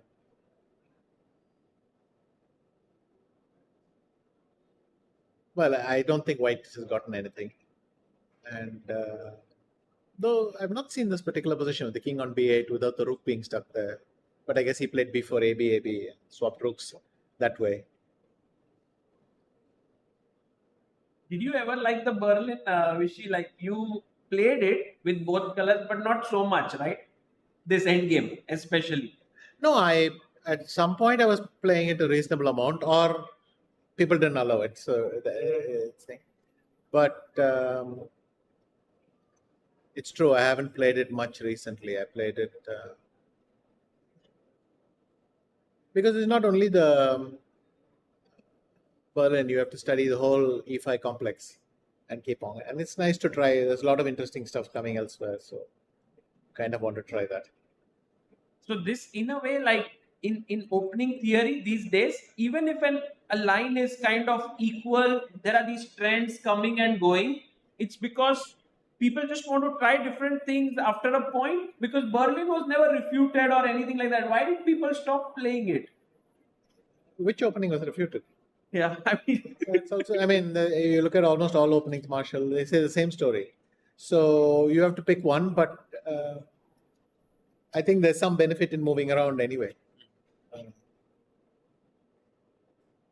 Right. Okay. So king b8, and you think this is white has nothing here or something? That was my instant reaction because normally whenever black can play bishop d5, these things shut down completely. And here, because even white has committed this b4 and all, black can play rook d8, rook d5 and c5 and break up that pawn structure and all. I think rook d8 is almost a threat now. So what should white play? White can play rook d1 maybe. Rook d1. But then I go b6 and I'm threatening king b7 and rook a8. And then you have to think about that also. You can play g4 and knight d4. That's a positional threat. And then we have to keep on thinking whether we shall allow it or stop it. But let's go to the challenges. Okay. It's enough Berlin for one day. Let's go to the challenges section. We have many interesting games here. Rakesh, by which game? So, Sagar, no Berlins here in the challenges. Fighting chess. Can we jump into the leader, Pranesh's game where he's playing Adiban? And the beast, look at this position for Adiban. This is what the Berlin is. Go back to that previous one, please. Which previous position? Yeah, previous position. Yeah. Yes. No, the one that this blocked pawn structure there. That you just had on the board. I think Leon. Harika's game. This yeah, one. Harika's game. Yes. Leon versus Harika. Thanks to the Berlin, we now find these positions interesting. this is what happens when you see a lot of Berlin. You're so excited to see this position. But anyway, let's go to the other game. No, I just wanted to make that case. Okay. So going to Adiban, and Adiban is really someone I'm looking forward to in this tournament. He is playing here in the challengers. He has had 1.5 points. I think 3 draws until now. Yeah. The Do you think he can score his first win here, Vishy? What do you feel about his position? My first reaction was unbelievable for white. My second reaction was black can take a pawn, bishop h3, rook h3, queen g5 check. And but anyway, it's not that comfortable. But I don't know. You're supposed to play I guess you play e3. Which is like maybe rook. And then I can go queen g6. Rook e3 check, yes. But then king f8. And I didn't immediately see how big the advantage is. Maybe the advantage is I go queen d2 and kick your queen. Rook e8, yeah. Yeah, rook e8 is the threat. And then you play h6 maybe. And then you can go queen a5 or something like that. Or queen b4, d6 or some fancy stuff. I don't know. This fits like perfectly in Adhiban's wheelhouse. He loves playing these positions. Adhiban is someone, I think, Vishy, you know him quite well, yes? Reasonably. I mean, I have interacted with him a lot some time back. Recently, a little bit less, but because he was very, very aggressive before. And right now, so this is maybe Pranesh has to be super careful here. He can play the line that Vishy just mentioned. Let's head to one more game here of Leon. He's playing Harika. You said, you think that Leon has like a edge here? He can press around. It's his kind of a position. Definitely. White's pieces are actually in normal places. It's very typical in this close structure, which can come from Berlin, but also I think this one came from Rosalimo probably. And White's knights are in normal positions, and it's quite typical to blockade the queen side like this. You play b3, stop b5 forever, and do something. But that white light squared bishop of Harika is horrible, and her dark squared bishop is even worse. And I can do all sorts of things at leisure. I can go king h1 and try for f4 somewhere. Maybe f4 immediately works. Also, there might be slower plans. King g2, rook h1, h4. I mean, the problem is black needs knight f8, e6 to succeed. But I don't know that she has the time. Because if you go knight f8, I can hit f4 then. And then you don't have knight e6 because of f5. And so it's quite unpleasant for black. So I mean, black's pieces are really horribly placed. That's good. Right. So Leon maybe slightly better here. And Vishy, what do you think about the field of the challengers? One thing that is very unique in the challengers of the QUANTBOX Chennai Grandmasters is that all are Indians, 10 players. Like we have this in Vaikanze, in Tata Steel chess. There's a challengers section also in Prague Masters, and there is a challengers section there. But there you have players of all countries playing. Here it's like 10 Indian players and one gets a spot in the Masters. I think you can make an argument for both. If we can invite some other players but we have the depth to fill this. I mean, in Prague, I can say filling the entire B group might not be that easy. Yeah, thanks. But here it is. And I think that word reflects. Also, then they have this thing that just like Tata Steel and so on, they have this pathway. People who do well in the challengers then can get into the main and so on. I mean, here it's the winner qualifies, but they have the ability to invite a second one if they're very impressed also. Okay. Sagar, speaking of Tata Steel event, it was Leon who actually won the challengers and played the Masters this year. So that's a great opportunity for him at this stage of his career. So maybe he wants to do the same in Chennai and qualify. So. Yeah. Actually, I have a question for our viewers here. So Leon, whom we were just talking about, is very good at one more thing apart from chess. Does anyone know what is that? The one who actually gets the right answer also gets special gift here. We have a cap that you will get today. So anyone wants to try? So yes, you can go for it. Guitar. Yeah, who's violin? Okay, you are right. So he is very, very good at violin. In fact, it. I wasn't sure if it was violin or mimicry. So this was the. So I thought that's a trick question, but I don't. I hope Sagar knows which answer he had in mind, kind of thing. But yes, it's, Yeah, his mimicry is kind of certified by all of us, but like violin, he's given these examinations and all, and he does remind me of these great masters like Smyslow or Taimano, who are very good players and also musicians. Yeah. And Sagar, do you know which player in the Masters is a trained musician? Oh, that's a good question. Who? Yeah. Vidit? No way. No. Vidit does Like play not the on guitar. YouTube, like really trained. Like it's Vincent Kaima. Oh, Vincent. And his dad is also a professional musician, I think. I thought. yes. Oh, I didn't realize he had actually trained, but I knew his parents. Yeah. Yeah. Are you sure, Rakesh bhai, he's also trained or? No, he's definitely Nice. trained. Okay. A nice synergy between chess and music. Right. Okay, by the way, Vishy, King H1 on the board. One of the plans you mentioned to go for F4 will happen pretty soon. In fact, think about it. Even without G3 and King H1, I could have played Knight F5. Here, you can say like even now here, yes? Bishop F5, EF5, then the last hope for your Knight on D7 is gone. There is no more E6 square. Now it's the deadest piece in the. I mean, what does it need? Knight B8, A6, C7, D5 just to come to a real square. And I can still break with F4. I can break with H4. Wow. So it's a horrible position, actually. I'm surprised the computer is not giving even bigger advantage, actually. It's almost +1, yeah, here. Yeah, point. Yeah. But I thought it's even more, but apparently it's not, yeah.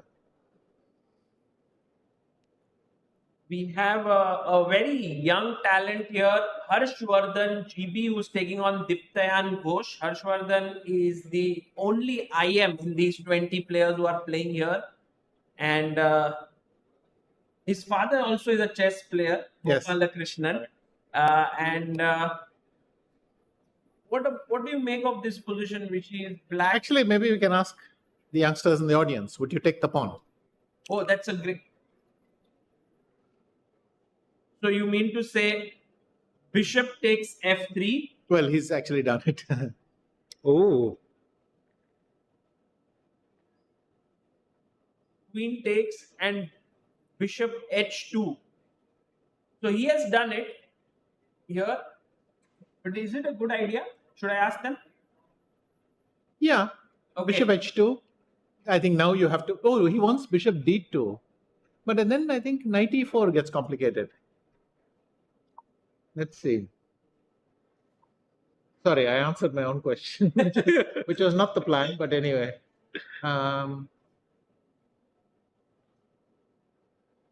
Take here. He takes on H2, Sagar. Oh, he takes here. On H2, okay. That's actually funny. I thought Bishop D2 would be on the menu. But it seems like he's just won a pawn, right? Okay, so King H1. Yeah. Now, Then I where have would to you go? escape, right? Otherwise, you will trap it. So maybe bishop d6. Mm-hmm.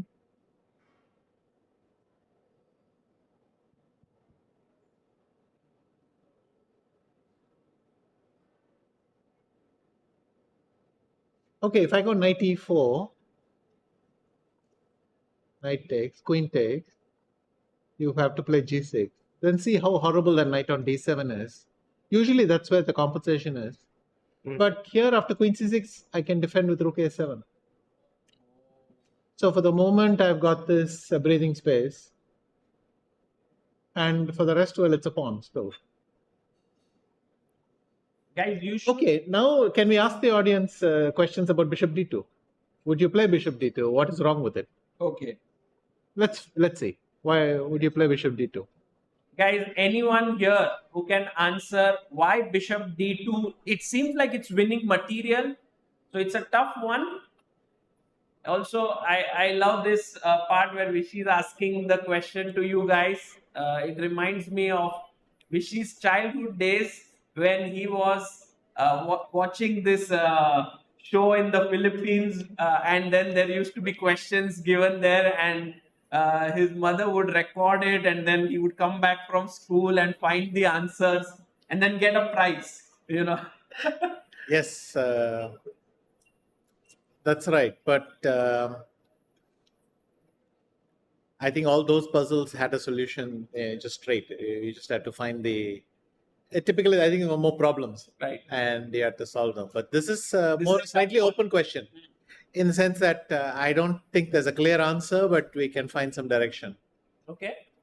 So yeah, anyone here, you can take the mic. Yes, we have a. You can tell your name and then you can start. I am ARJUN. ARJUN, yes. I will play knight e4 now and bishop takes 2. Mm-hmm. Knight takes knight takes and bishop takes f6 and queen h5. Okay, hang on a second. So let's say you do that. So knight e4. I'll make the move. Yeah. Yeah. Bishop e1. Knight f6, knight f6, bishop f6. I go back to d2. So now queen h5, I can play g6 and you don't have the follow-up. Maybe I could even play h6, but okay, let's do g6 because I took away the h6 square. I think that was my... And more important that black is threatening queen f4 somewhere.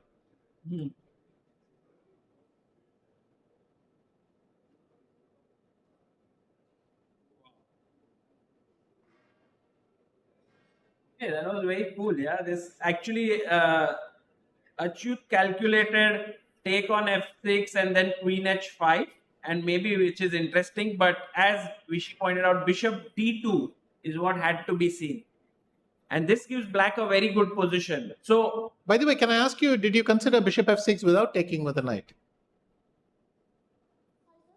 Did you consider bishop f6 after bishop e1? so knight f6. No, bishop e1. e1. Bishop takes bishop f6. f6. Did you consider taking with the bishop here? Okay.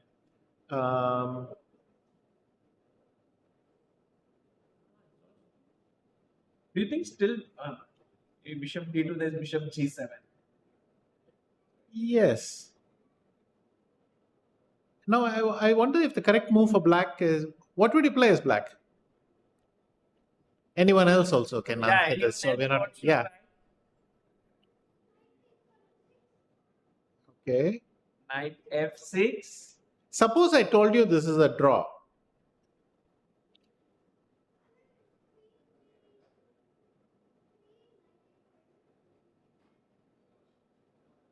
Can you have a mic? Sorry, can't hear you. Okay. The here. First row. First.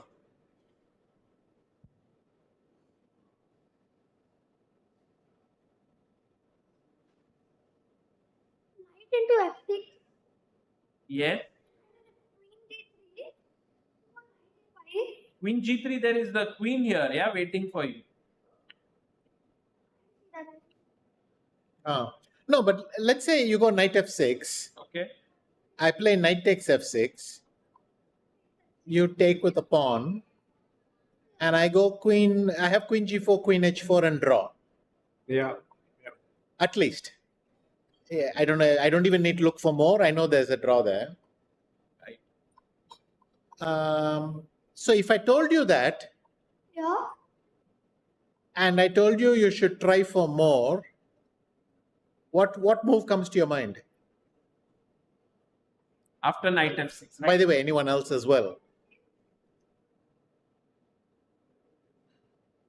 So, because this position, knight takes f6, gf6, and then there is a... But white could try for something more. No, black. You mean after this? No. Well, we have arrived at the answer. My point was you can take with a pawn as well. So, Oh, sure, take with the pawn. yeah. Sorry? If you take with the pawn, your structure is gone.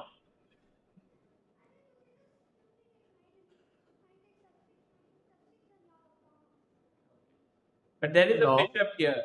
You've forgotten to capture my bishop. Yeah. Bishop d2 again. I think mentally you've captured everything, but you have to do it in some order. So it just you either take on a f6 or you take on e1 and so on. Yeah, here the problem is bishop d2, no? And now... Okay, so let's get back here. So you were saying if bishop f6 here, there was g takes f6. So the original question still stands, right? With bishop d2. Yeah, what is the thing? The computer is now, the eval bar is now at flat 0, which means that knight e4 and knight f6 is probably the answer. Actually, start with bishop f6 itself. Here itself? Yes. Ah, okay. But then I take with a knight and knight e4, yeah? And that's the thing it wants to do. Right. Yeah. Maybe because of this reason, that if I start with knight e4 and take with the bishop, yes, actually, if I go knight e4 and you take with the bishop and I take with the bishop, taking with the pawn might give a no with the bishop. You might taking with the pawn might be the right way, right? Right. That's the only way, in fact. Amazing. But I'm curious. After gf6, let's just see what happens after rook e1. I mean, I understand. So f5, knight g5. And then you go, what, hit 6? No. Knight f6. Knight f6. Simply everything got blocked. Can I play d5 here or then hit 6? Then hit 6 is the answer. Okay. Guys, what you are seeing here essentially is how a world champion calculates. Yeah, so this is very instructive. And I also am always amazed that Vishy, you are always, I think most of the times thinking about a position, right, in your head. Like even here, when we go to our next position, you are sometimes thinking about the previous position.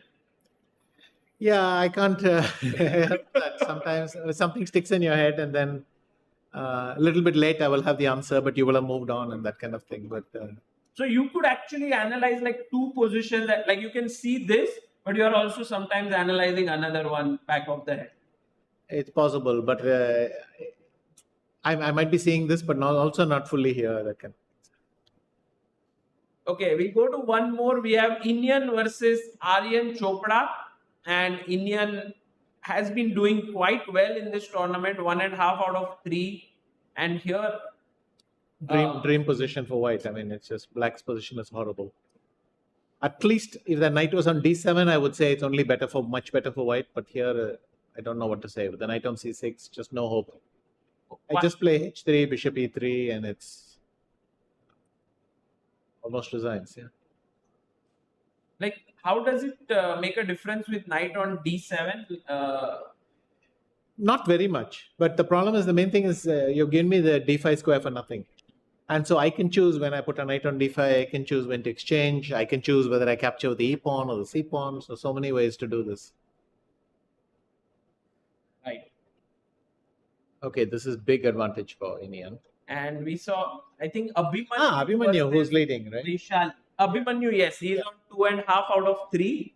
And Vaishali also part of, I think both of them are from Waka. Yeah? Yes. Well,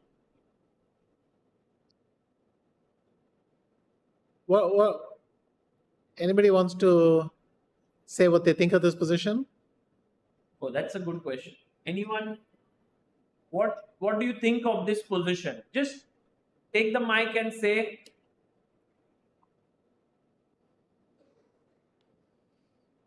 We'll try to give someone else also a chance. Is it okay?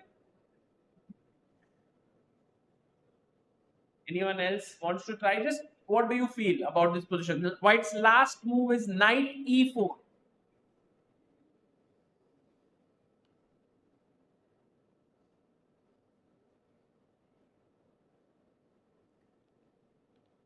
And do we have someone? It seems like kind of an even position. Of course, the bar says so. But white has the bishop pair. Exactly. So these positions, even if they look harmless for a long time, there are people who are quite successful with white. very happy in these positions because of the two bishops. You can keep on going round and round. But I suspect that here I will take on e4. You take with the bishop, and I can play something like knight a4. And then you cannot play b3 because I have knight c3, and I can play b5 and leave the knight there. But it's important, if that knight gets stuck somewhere in the back, then black is worse. But here, because the knight is quite active, it's working out. I think knight a4, maybe knight c4 as well. Okay, I love how every time what is happening with that one piece is always kept so carefully. Like even in that position when knight was on d7, she quickly saw that it's not having squares. And I think that's a very key point, guys, to look at the pieces, what is their potential, which square they can go to. And very quickly here, knight a4 was found. And I think maybe Vaishali, if she plays this, she can equalize. Yes, then it's almost shut down because then white is permanently stuck on b2. Yeah, go ahead. Yeah. That I feel like the white has like the slightly advantage with the bishop pair, but mainly the position is equal. Yes, I think that's. I mean, just that even though the position looks equal, it doesn't mean it is equal. You should be careful with black. Computers will play this very easily because they'll put the knight on the right square without any problem. But many strong players have lost these kinds of positions with black. So that's why I wanted to just highlight that.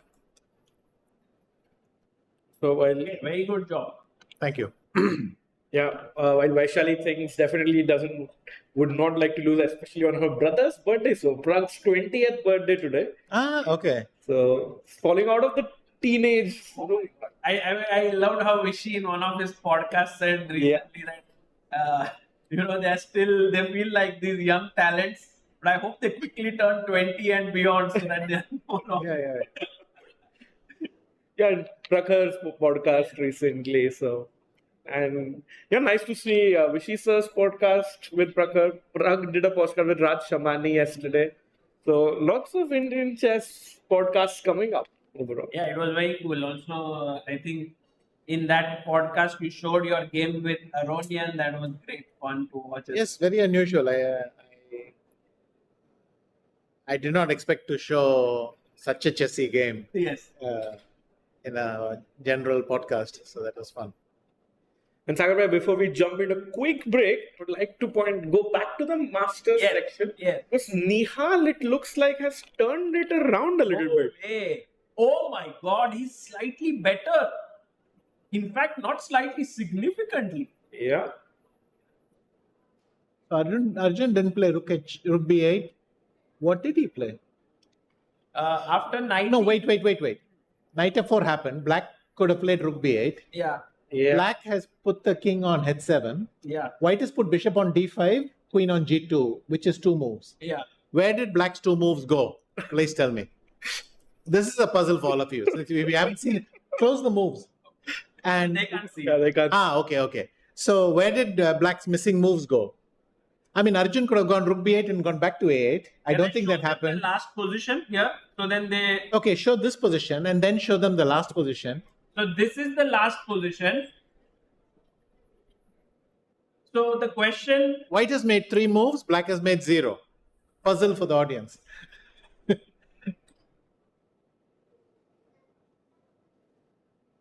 What did black do exactly? Because black's position has only improved, made 1 move, while white has done these 2 moves, and it's black to play. Have you seen these things where in analysis where somebody will say, I can do this, and then I can do this, and then I can do this, and like Arjun was asleep, and then suddenly he puts king on h7. It's 3-1. Yeah, it's like it's 3 versus 1. Yeah. Like Arjun has gone for a walk and Nihal made 3 moves. Or maybe all pre-moves. Exactly. I think that was the answer. Nihal made 3 pre-moves.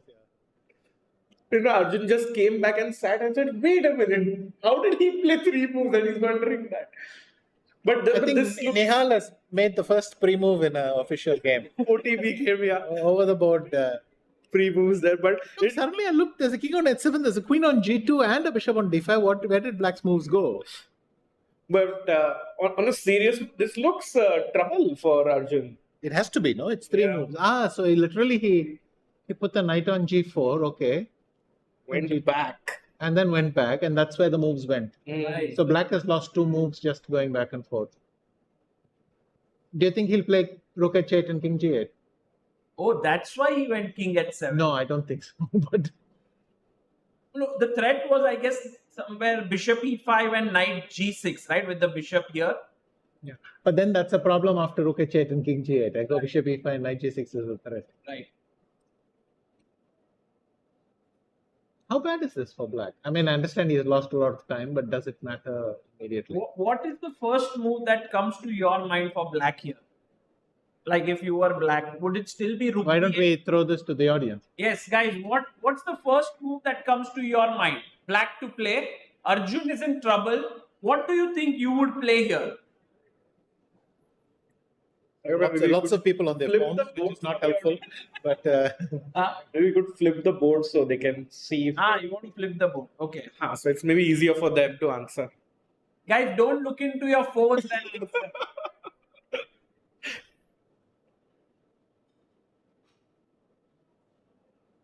Okay, go for it, guys. Don't be nervous. Yeah.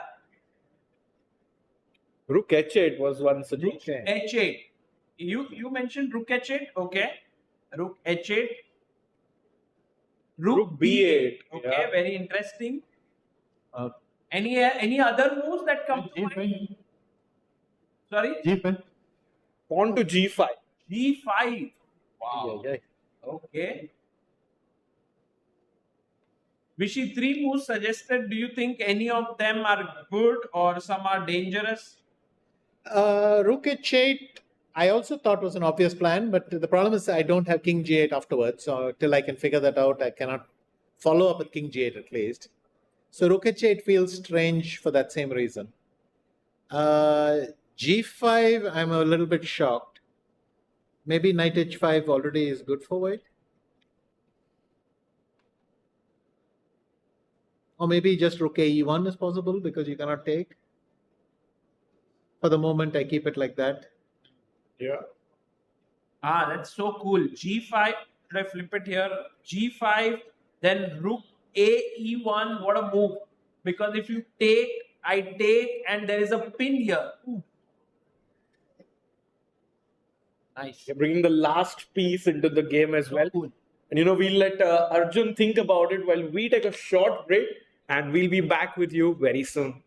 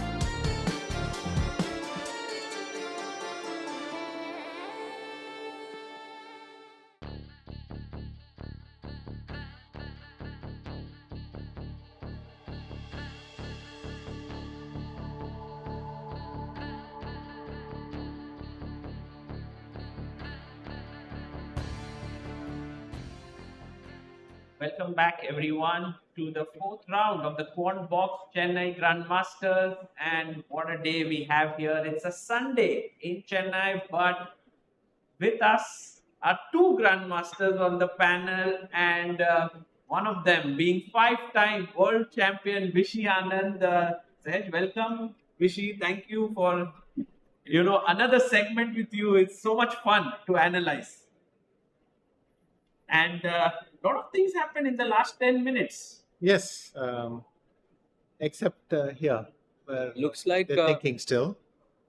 okay. Yeah, as we were discussing this game, do you want to jump to Robson's games first, Sagar bhai? Yeah, We can take a look and see what's going on there.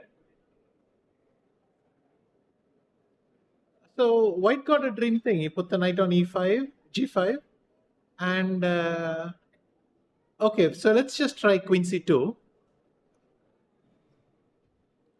attacking the knight.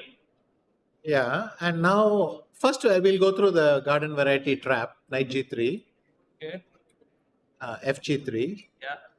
bishop e5, and now the trick is if you go king g7, then rook f7 wins. Oh, that's very nice.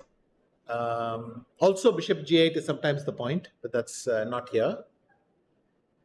So I was thinking maybe black has to go back to d4,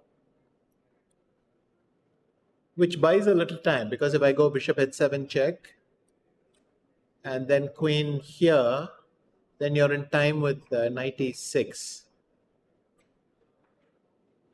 Something like f4 now, yeah? Yeah, f4, because if you go obviously bishop g8, I solve two.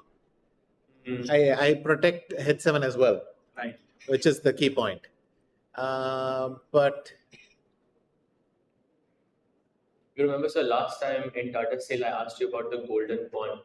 And everyone has been, I asked you whether this is an important pawn, and you said, no, there's no such rule like that. And since then, everyone has been using that against me. And I just remembered this because of the F pawn we just pushed. okay, yeah. But yeah. Sir, there's nothing like golden. No, Vishy sir refuted that. So when Vishy sir is not here, I'm very much about, You very much convinced us. No, I convince you when Vishy sir is not around. But when he's here, then I'm quiet. I've forgotten the question. What exactly is a golden So pawn? whether there is such a thing as a golden pawn, because when generally you push the f pawn, you often weaken the position.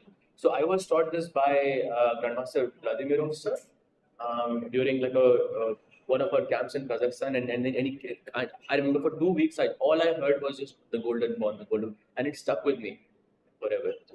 Yeah, well, at least I don't, I don't know about it. But, yeah.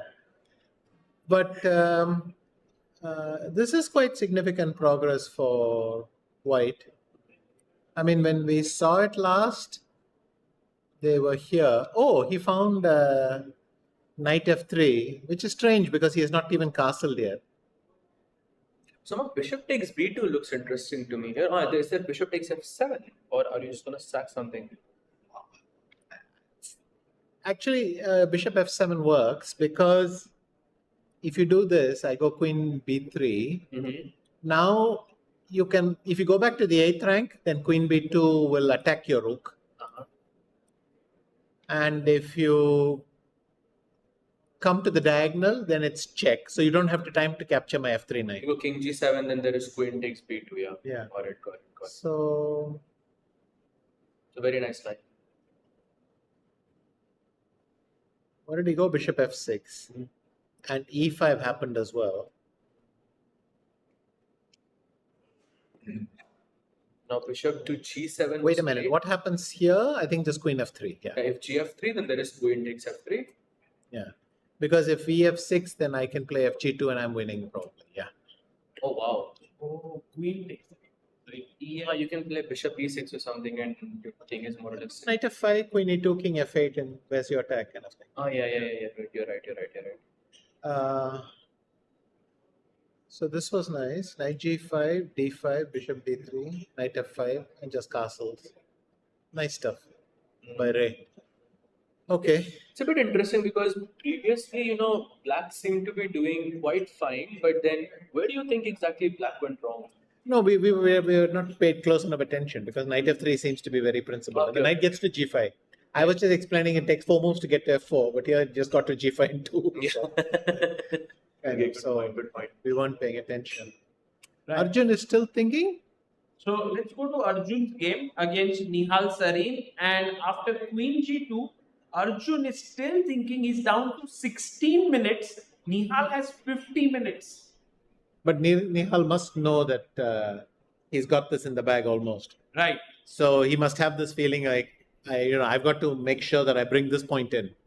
Especially after missing the win against Anish and quite a very good position against Vidit also, right? Yes. Right. So Close to winning. Yeah. But somehow the clock is ticking for Nihal. So Arjun has made a move. It's not updated on the board. Is it rook b8? Yeah, if we can have a close-up on the board, maybe we can have the move for us. I think the move is rook b8 side, right? Rook b8. Yeah, rook b8 is played. I can see it on my screen. Although this screen is not, okay. broadcast is there, but this screen is what we can see. Yeah. The rook b8 is played. Okay. Okay. Oh, I think I see the problem. And so now, Yeah, Arjun having around 21 minutes and Nihal having 44 minutes at the moment. okay. And he's still thinking. And I think this is one of the big, since I've seen the position already.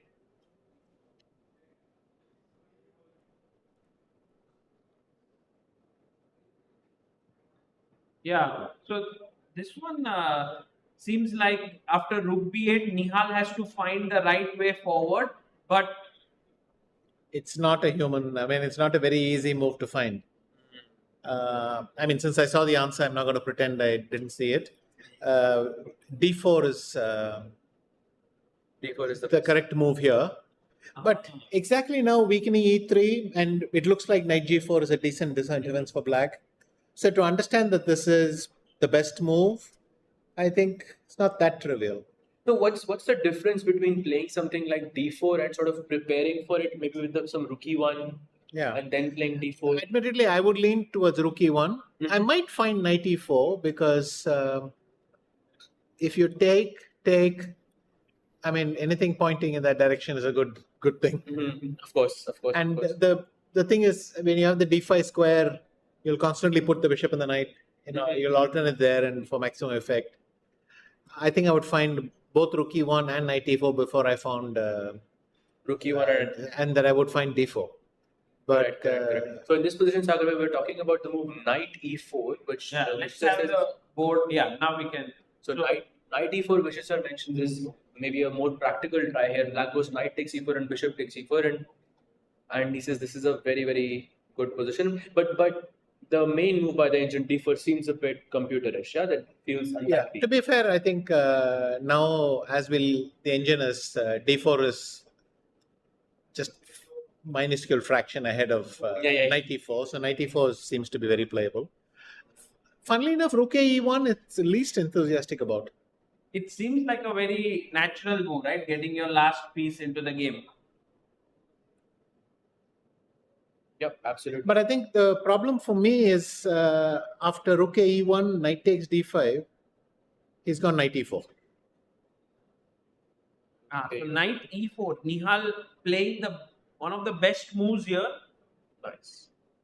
So your suggestion. But this feels very natural. But anyway, after rook e1, so rook e1. computer wants to go knight takes d5. Yeah. And doesn't want to go knight takes d5.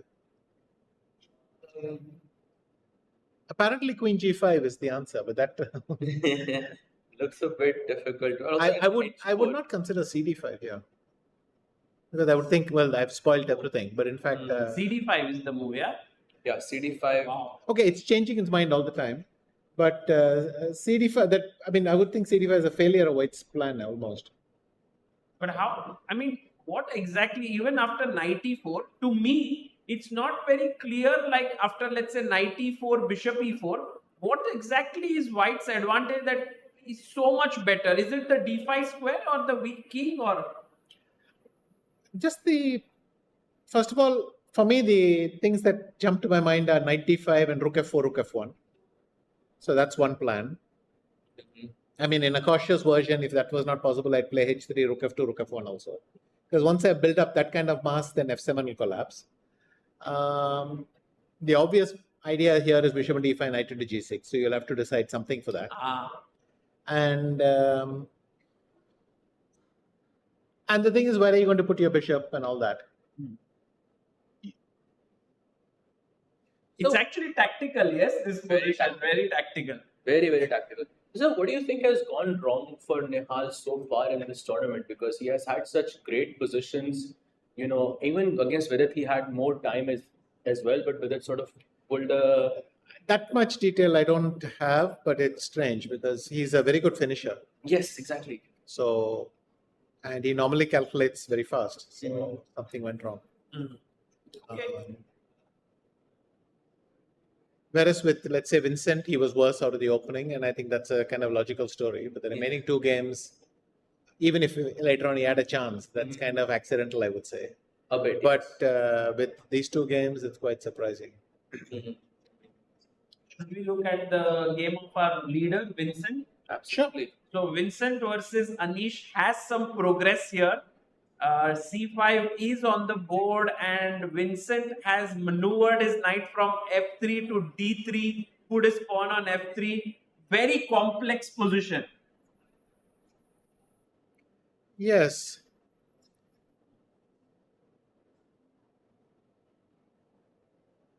Do you think white is slightly better or black is? I feel white should be better, but I see the eval bar is at flat.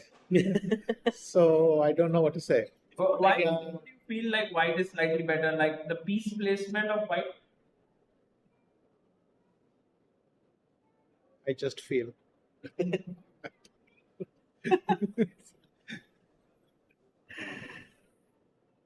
I mean, if I had 5 seconds to choose a color here, I would say, okay, I'll play white. Yeah, is I think my logic. I don't know how helpful a method it is, but that's what I'll go. Right. Would a move like d takes c5 be useful for white here? Sometimes it might be critical, but we have to be careful because black then can play queen b6. So my bishop on b5 right now is sitting pretty. And Okay. So right now it's roundabout even, and Vincent is putting some pressure. Vishy, you played Anish for many years. And he's kind of at this stage, maybe he went down in ratings. He's coming back up. He's reinventing himself. How do you sort of gauge him as a player? Is he evolving into a more aggressive player? He was very solid, right? Back in the day. I think he's aggressive, solid. For me, doesn't really capture modern chess. I think he's well prepared, and he tends to make classical moves.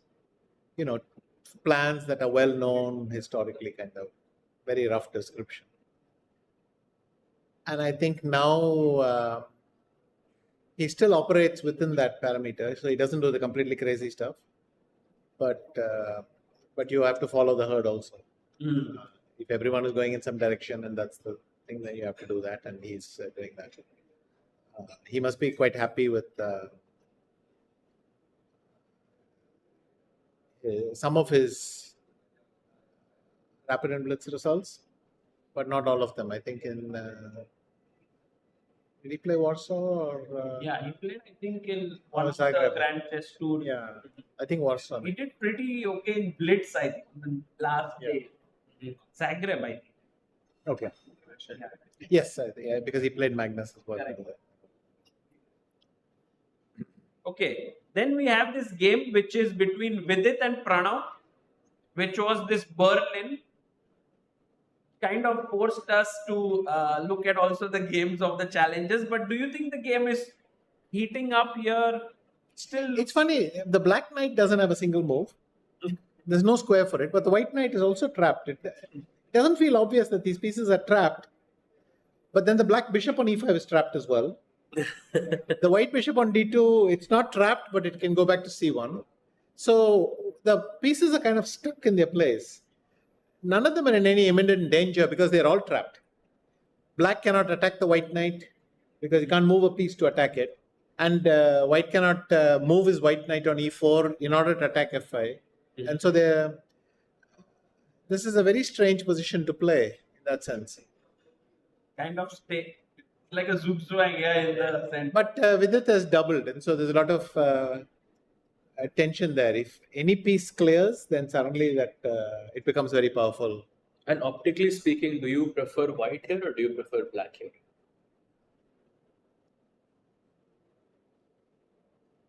I think I prefer to change the board. I have no idea what I prefer here. It seems to me both are slightly struck. I mean, maybe because of this d6 pawn, I might have said white, but I'm not really convinced either way. Because as I said, I don't see my next move for either color. So you prefer neither?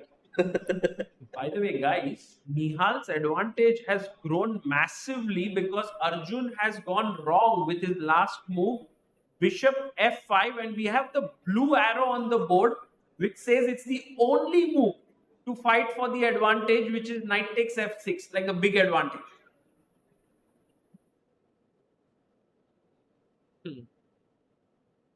Actually, there are two moves I see in here. There's also knight g5 check apparently. Yeah, I don't see why it's not working.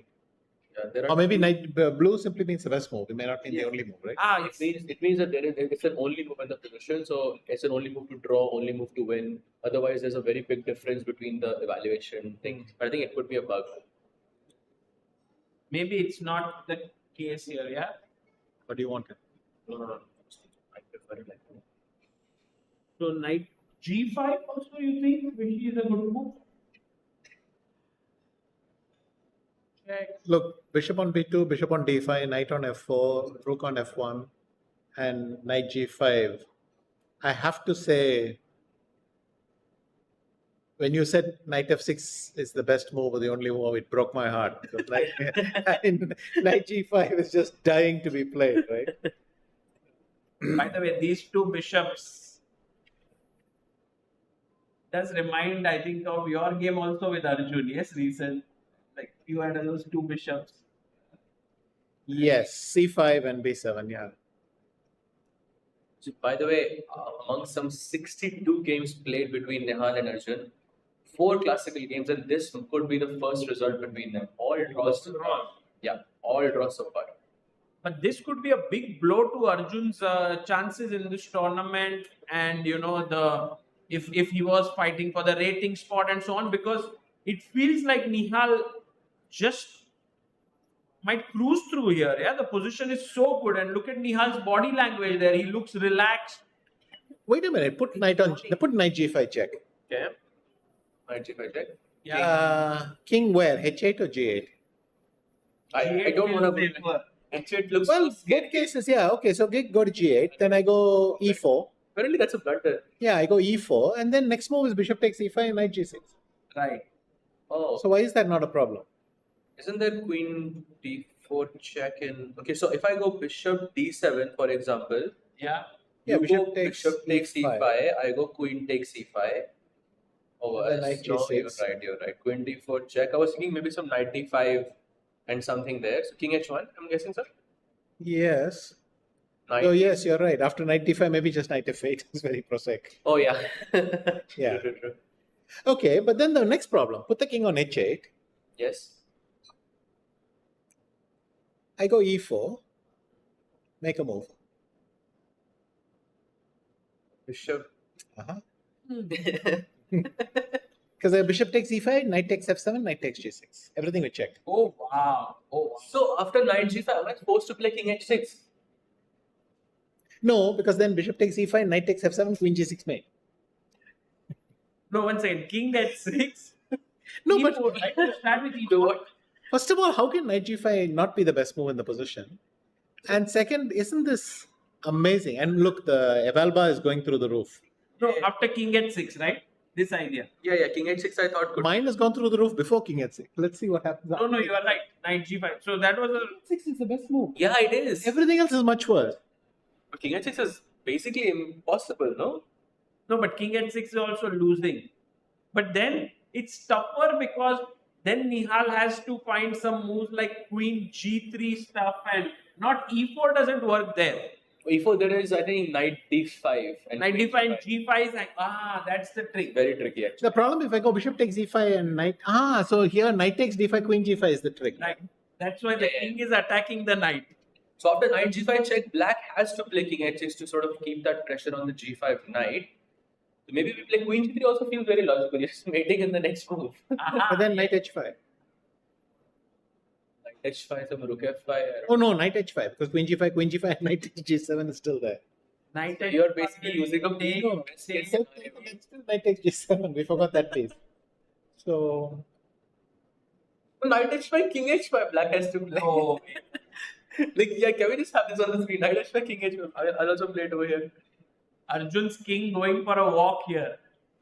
it'd be crazy if the best move in every position was king h7, king h6, king h5. And the only to move to avoid mate was to keep going forward. Apparently, this is also a loss after king h5 for some reason. I don't know. I should hope so. Yeah, for my sanity. Yeah, big mistake. Bishop f5. By the way, Arjun has gotten up from his chair and Nihal is like fully relaxed. Nihal is like yawning 1 yawn per minute. Even yesterday it was the same. He was in time pressure and That he was yawning. was a full yawn. Full yawn. That was a full mouth, a hippo opening its mouth kind of yawn. And that was perfect. It would be like Nihal yawns his way to victory. Yeah? If he wins. He's just, let's see if he manages to do that. But yeah, position looks terrible right now. Did he play knight g5? Not yet. Not yet. He's thinking. And we had one more game. Karthik and Murli versus... No. Stay with us, please. That's what you have to say. I mean, if knight g5 happens, I want to say Arjun whether he can go king h6 or not. But this is the craziest game I've seen. First, Arjun sacrifices 2 moves, and then bishop f5. Yeah, bishop I mean, I understand they don't have comms, we have comms, all that, but come on. What is going on here? Maybe Arjun just got into this kind of tilt in the game, right? He made one bad move, then another, and it's kind of tilting away this position. For me, this game is just very hard to explain. So, I have a question for you in this sense. Nihal's opening preparation has been very, let's say, interesting and very strange at the same time. But today was the first time when he had a substantial sort of disadvantage from the opening itself. Like we saw some 0.6, 0.7, something like that when we left. But suddenly he has a very good position again. So could this have been some very deep preparation, or am I just over analyzing this? No, it cannot disagree that much with your thing. I mean, it was clear that h5, h4, h3, and he was actually decent for black. It's not as bad as it looks for humans because you put the knights on g2 and g3, and I didn't feel practically it was bad for him. But look, these positions are not easy to understand because we're not familiar with them. We didn't grow up with them. Right. And it seems that rook b8 and b5 gives the counterplay, but you have to study this position carefully to understand it. It's not that easy because something is different in the way pieces are. I mean, normally I get the f and g file like this. I would be very excited. So I was quite surprised to see the opposite. And then Nihal in this tournament is working with Vishnu Prasanna here. And he's here, and maybe there is something with him that, because he's staying here and they are preparing this stuff. Maybe they're not preparing much. They're just coming to the game. Each day there is something new. Some close Sicilian stuff and so on. Especially that game against ANISH, with that opposite colored bishop. It was so thematic until a certain point. For sure. Vishi, I was talking. Maybe Vishnu is sitting there thinking what movie we'll watch tonight. Or maybe Vishnu is in the room thinking what movie we'll watch before tomorrow's game. I don't know. No, I'm kidding. He's probably working on some scheme like this. But Nihal's openings have been like this for a while. He doesn't seek out direct struggle. He's looking for things to be able to play. It's difficult to say because they keep on switching time control, so it could be just practical. I prepared this for that time control. This looks so, I mean, done with the game already. He's doing all his stretching exercises. Stretching, all the yawns. It's like maybe all of his energy is spent, sort of exploring the position. What are the times? So Nihal has 30 minutes left. Arjun has 15. Yeah. Oh, he takes on f6. Wow. Interesting. Nihal playing like what the engine wanted him to. Maybe do they do post-game interviews? Yeah. I know what if Nihal says, yeah, no, I'm not gonna, but you guys should ask him. Nihal says, yeah, knight g5, but I didn't like king at 6. I'll be a fan for life. I mean, not like king at 6. But it's quite possible that he... Look, even when I saw knight f6, I realized it's good because nothing changed. My bishop is still on b2, it's still on d5. It looks good for white. But if I had knight g5 check... So maybe after queen f6, there is knight h5, I think, right? Maybe he likes that more. Knight h5 and rook f5. Rook f5, right? Yeah, you can show that. Maybe that's what he likes more. Isn't that just winning? That is winning. But what is you have for bishop f6? Same knight h5, in the same position. Bishop h8. I wanted to stack on f5. And queen h3. Yeah, queen h3. So something there. I didn't calculate that. Oh, so it's just knight f6. What did he take it with? Bishop takes. It okay, thank God. And now knight h5. Now knight h5 anyways. Can I? Knight f3 doesn't help me. Knight f3 check. Rook f3, bishop b2, and rook f1, and then you're still kind of stuck. Yeah. Wow. Oh, I also have rook f5, no? No, sorry, there's rook g8 at the end, never mind. I can come back g3 and still play rook f5. So, yeah. No, but rook f5, bishop a1 is a bigger problem. I was thinking rook f5, g5, d4, but I missed rook g8. But yeah. Oh, that. Okay. There's this rook g8, which is quite nice. My idea was to have this queen g7 and b2, both of them attack. Yeah. Too much talent. But wait, rook f5, you go bishop takes a1. What's the point? Rook f5, bishop takes a1. Queen h3 or something. Yeah. And if gf5, knight f6 check. King g7, queen h7 check. King f6, queen h4 check. H4, yeah. And I win the queen. Then everything is collapsing. Okay. We can't mate on e5? Oh, that's tragic. I was thinking that queen h6, queen f4, but... I tried it. Yeah, it's not working. Queen f4, king f6. Queen h6, king e5, queen g7 I tried. Queen f6, queen g3, f4. That's the problem. Otherwise it's fine. Yeah. That's tragic. So here instead of queen h4, king e5, you go queen h6, queen g7, queen f6, and now queen g3 you have f6.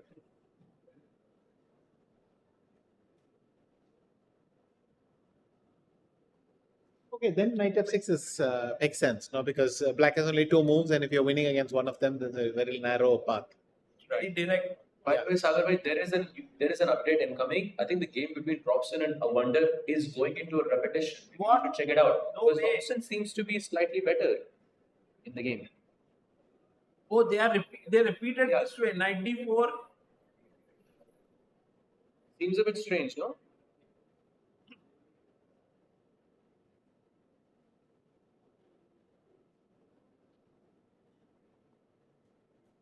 Yeah.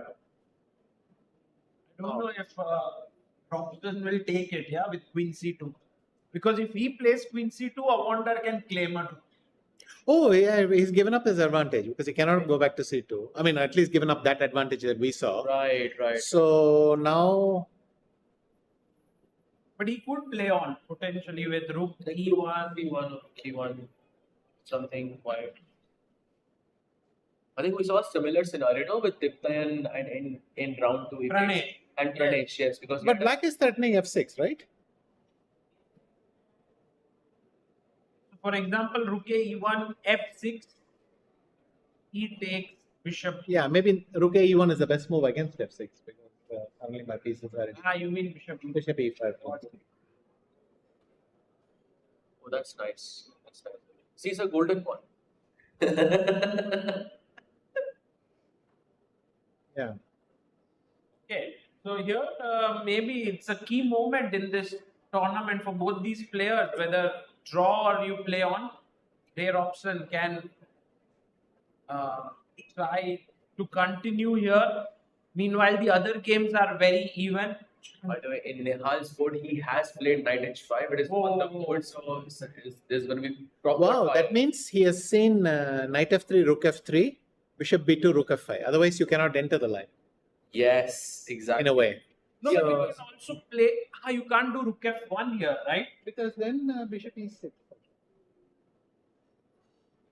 Of course, even there, white is better after knight f4 or. Oh, is it winning? I can see the bar just taking a big jump in that position. Is it rook h? No, not rook h3. It must be just knight f4 or bishop e6 and knight f4. Oh, it's just. What is the Yeah, best knight f4. Knight f4 is the best move. Wow. So maybe it's just rook f1 also works. Yeah. So Nihal is really closing in on the victory here. His first win, and it will be first loss for Arjun. What a turn of events, actually. And Vincent, how is he doing? Yeah, we should go back to that game. Because now the lead is in play in some way, I can say.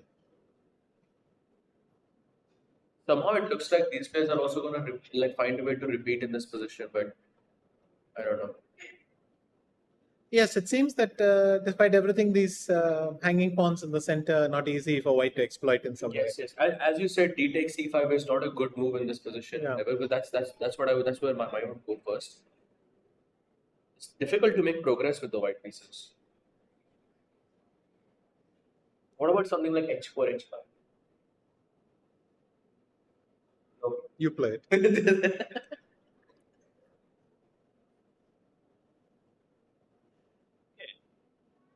So this is Shall we look at Vidit's game? Yes, let's look at Vidit's game. Still very even there.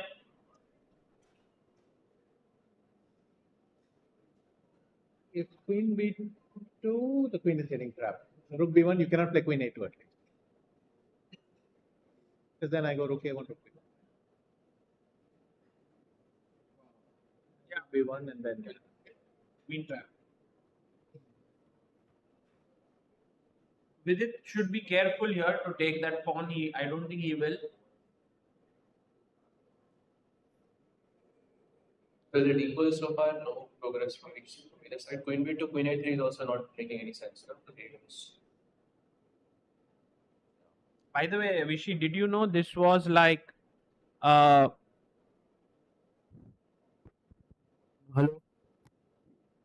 This was like Vidit's first classical event after nearly 9 months. His last event he played was in November. So he hasn't played much classical chess.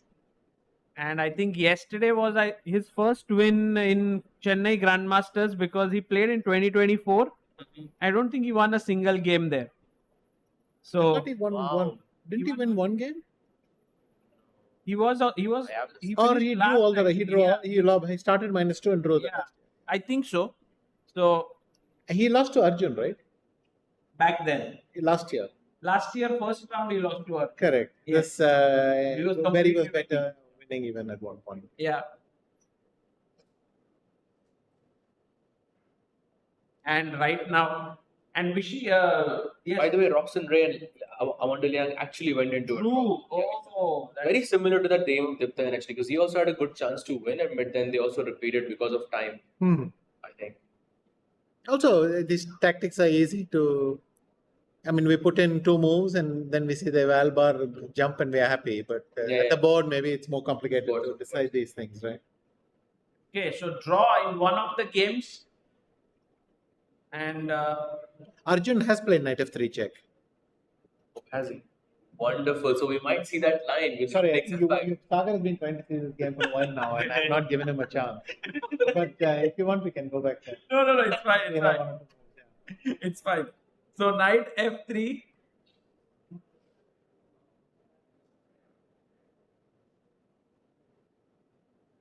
And I think rook f3 is very likely here. Seems forced, yes. 5 moves happens in that game. Sagar tries to look at it and then we say, no, but Arjun is now resting his head on his other hand. Let's go back and have a look. And then we come back again. I'm not giving you a chance. But you know, Vishy, I have a feeling that Jordan is slightly taking over, no, here in this endgame. I can't tell because for me, if white plays f4, then white has made progress. But if black plays rook takes c3, then black has made progress. I don't know which is happening faster. He can do directly, yes, f4.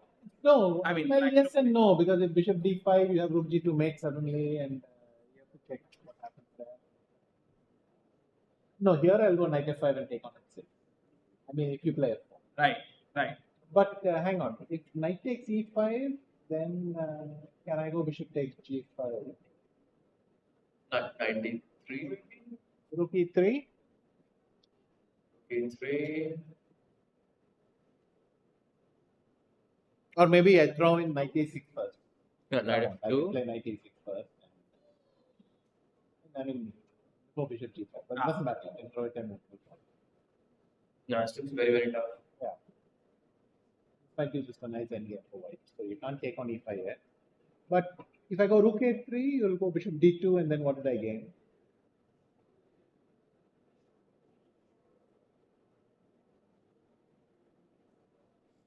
Yeah, maybe so. Then we should go back to the leader.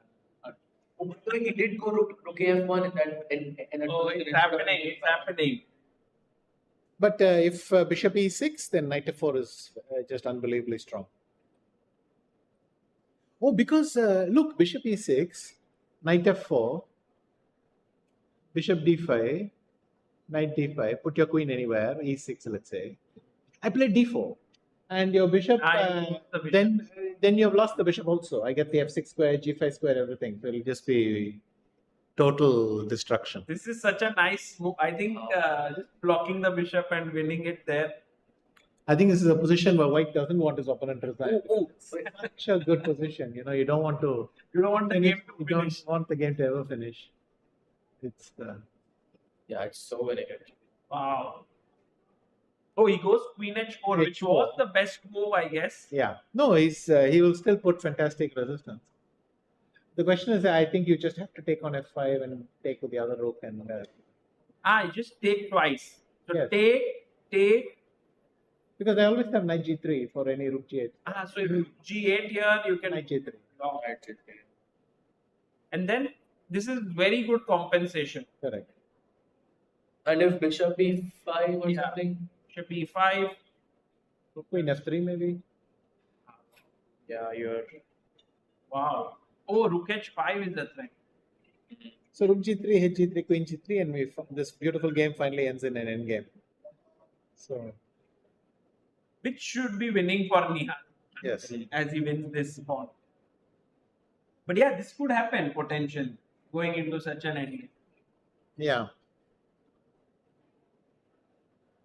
Vishy, we have like 5 minutes with you. I wanted to ask you one question. I was with someone here in Chennai and who saw you at the Tal chess club when you were a little kid, and they narrated to me the kind of visual, and it's in my mind, that you used to be there, and there was one board which was a very special board, and you used to play there like the entire day. On Sunday and on weekends, it used to be from afternoon, and on the weekdays, it used to be in the evening. And you would not get tired. It was winners to stay, and you would keep playing on and on and on, always. How would you do that? Like, I mean, is it accurate? Do you have these memories of Tal Chess Club? That's a pretty reasonable description. I mean, of course, we had winners stay. So if you have a good run, then you tend to stick around. But I mean, if you're, whatever, I was 10 or 11 years old, stamina is hardly a problem. So that's also helpful. But what is it about chess that made you fall in love back then and has stayed intact even now, all these years? Because I see you analyzing many times, you still get excited so much and you're looking at these lines, you want to know what's happening. What about chess just attracts you so much? It's very hard to put into words. It's something's fascinate you. You can never quite get them out of your head. Chess is a typical case in this thing where chess players will often keep on thinking of a game for 1 or 2 days and that sort of thing. Maybe it's just the search for the answer. Wow. Search for the answer. That's so. Okay, he's gone bishop h3. Oh, knight g3 he played. Oh, so he's just taken the f7 pawn. So I think the position is not completely winning for Nihal anymore. So Nihal didn't take on f5. Wait, isn't there a problem? If I take on f7, you don't take, but you play king h6. How do I not lose the exchange? oh, bishop g7. The point is bishop g7. There is some very crazy line there. Well, now, I mean, here Instead of king h6, there is bishop g7. And now white has to play. I mean, I just saw it on Knight f5, bishop f5, rook f5. I wouldn't be able to see it, yes, but that is correct. Yeah, knight f5. Bishop g2, rook g7, king h8, and some rook f4. Or, no, sorry, knight h4. Seems crazy, very, very crazy. Yeah. So actually, Nihal seems to have slightly messed it up. Yes, here. I thought rook f5 was much more clinical than knight g3. Okay, but let's see rook f7. I'm baffled as to why king h6 is not a decent move. Oh, because of rook h4.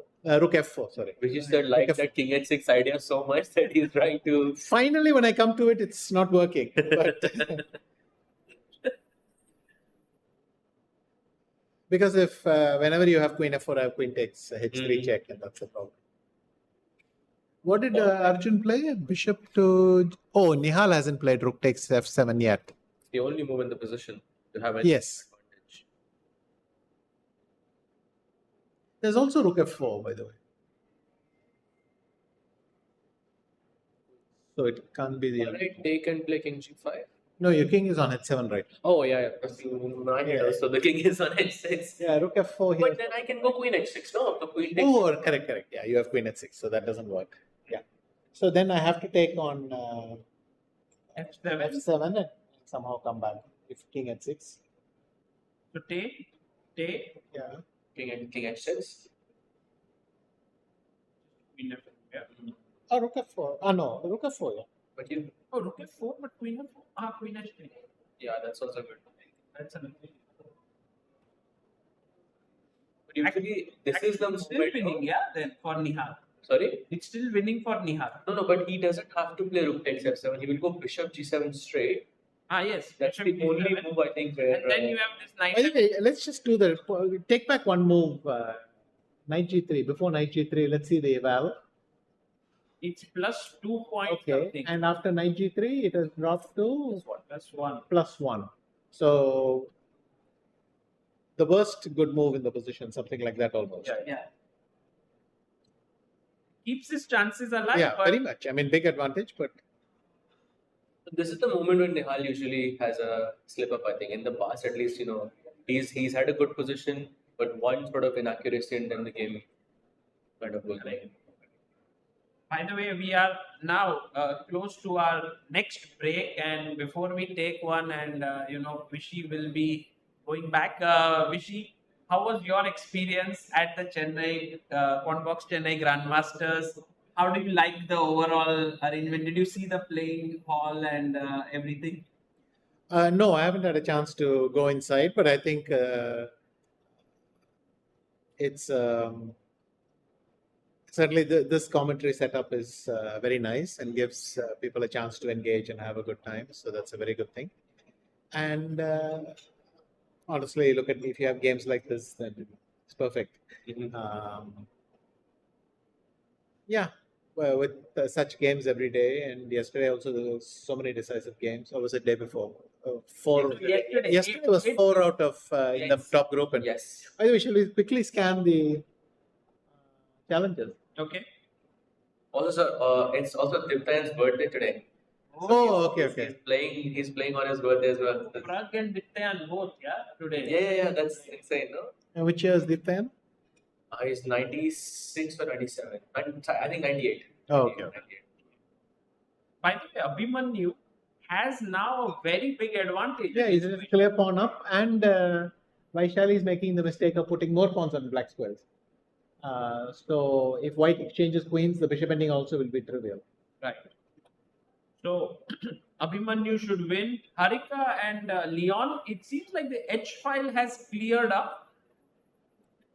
But it's still horrible for black because Queens are up. Yeah. yeah. But I put one knight on f5, put the other knight on g4. Almost as nice. So king g2. Then just so easy to play for white. Yeah, no, the difference in pieces is too strong. So both right now.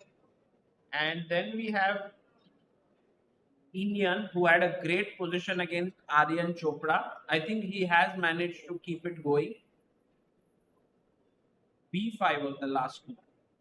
I don't see what's wrong if it takes b6. Yeah, it's the best move. Yeah.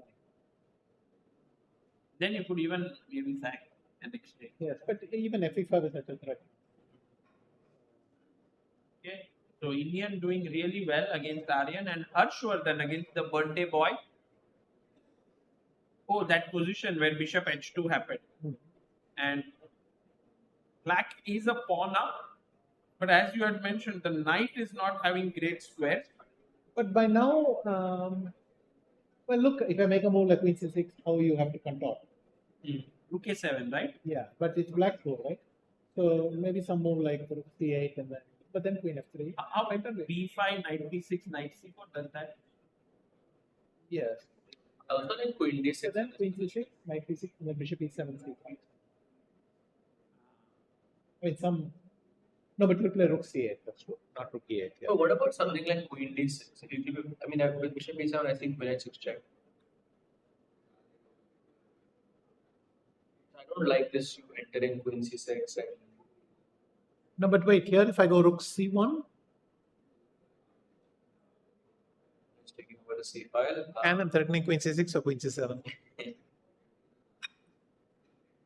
I can't even play h6, that's the problem. Because we always have bishop e7. Yes. That's the problem, yeah. I was kind of banking on that. Yeah, looks like a tough position. I think today also, oh, by the way, a draw between Adiban and Pranesh. Yeah. So Adiban couldn't convert his edge in that game. And that's a draw here. We had left it here, bishop h3. And this looks great for white, yeah. it was very good. Then Adiban messed it up with some.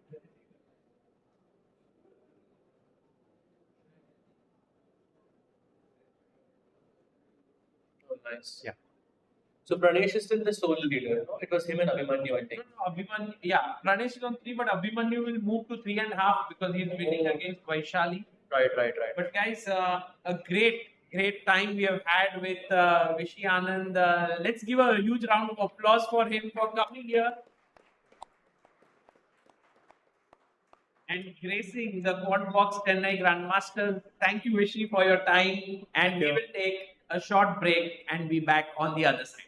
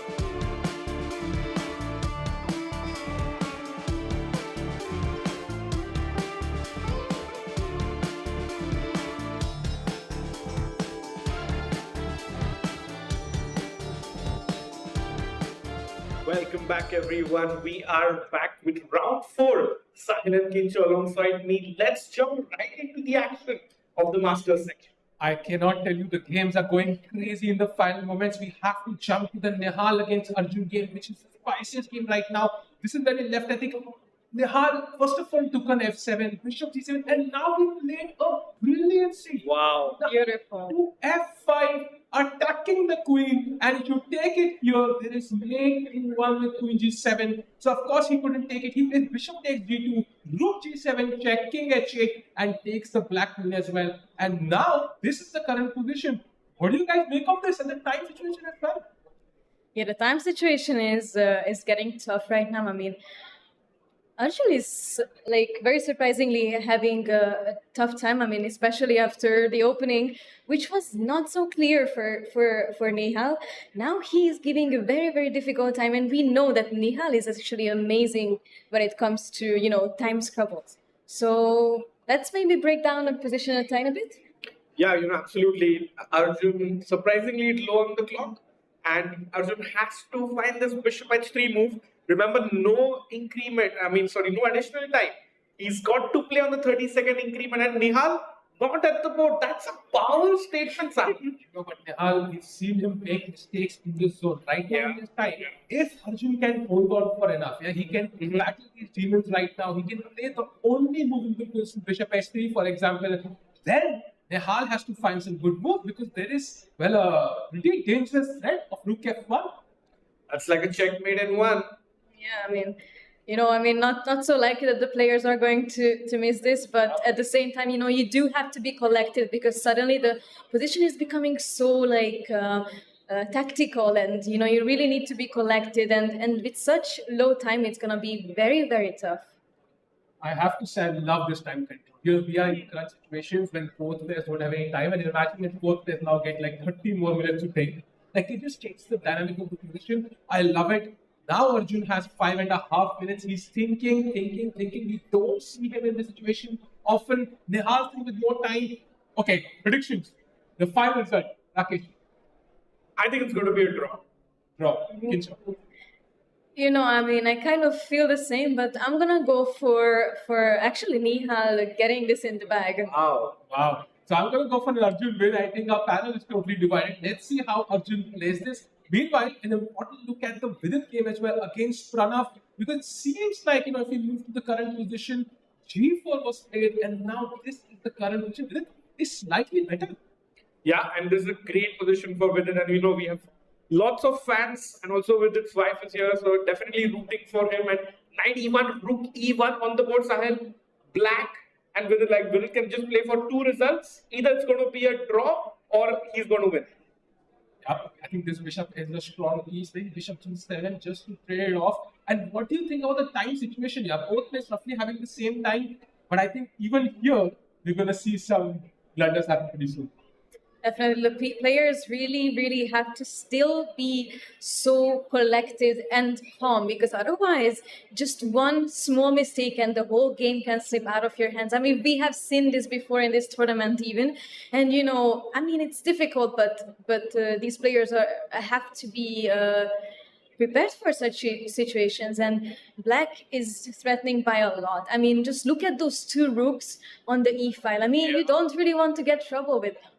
And look at Pranav, he's zoned in. He knows the value of this opportunity to beat Indrajati. He will, of course, keep pushing the VIDIT in the driver's seat right now. Meanwhile, Arjun has played Bishop h3. And now there's a big threat of rook f1 checkmate. And the only way for Nihal to maintain his advantage is knight to f3. How likely do you think it is that Nihal fights this, Rakesh? I think very likely. If you could have the footage of Nihal thinking, he has to come up with this move. And very interesting, in the rarest of rare scenario that we get rook f1 checkmate, Arjun joins the leader because Vincent Keimer drew his game. Yeah, very interesting. And I think Vincent will be pretty happy, right? Kincho, I think from how well he's played so far, and Anish, to draw with Anish is never a bad decision. Yeah. I mean, we know that Anish is one of the best players in this field, and getting a draw with Anish is always nice. You don't want to start crumbling on those points, and I'm sure that Vincent is also getting tired. I mean, all of that pressure that comes with 3 out of 3 is difficult to maintain. Yeah, and of course, can we have the cameras of Nihal and Arjun? That would be nice to see. And meanwhile, knight f3 played by Nihal. Rakesh, you correctly predicted it. Now, Arjun has to find another only move, and that is bishop f5. How likely is it he finds this one now? That's a little tough. You're just helping the rook to capture the pawn after bishop f5. Not really sure about the whole idea why it's important. And that is what makes it tough, Sahil. And with 4.5 minutes, Arjun fans have to be worried. This is not looking good. I have to agree. In fact, if I tell you the next move, the best move for black here, if you want, you can take a guess, but it is ridiculous. The only move after bishop and rook d6 is king to g7. Wow. No way. I mean, and the idea is rook to f6 to trade off this active rook. That is not easy at all. And for less than 4 minutes for Arjun now. Yeah.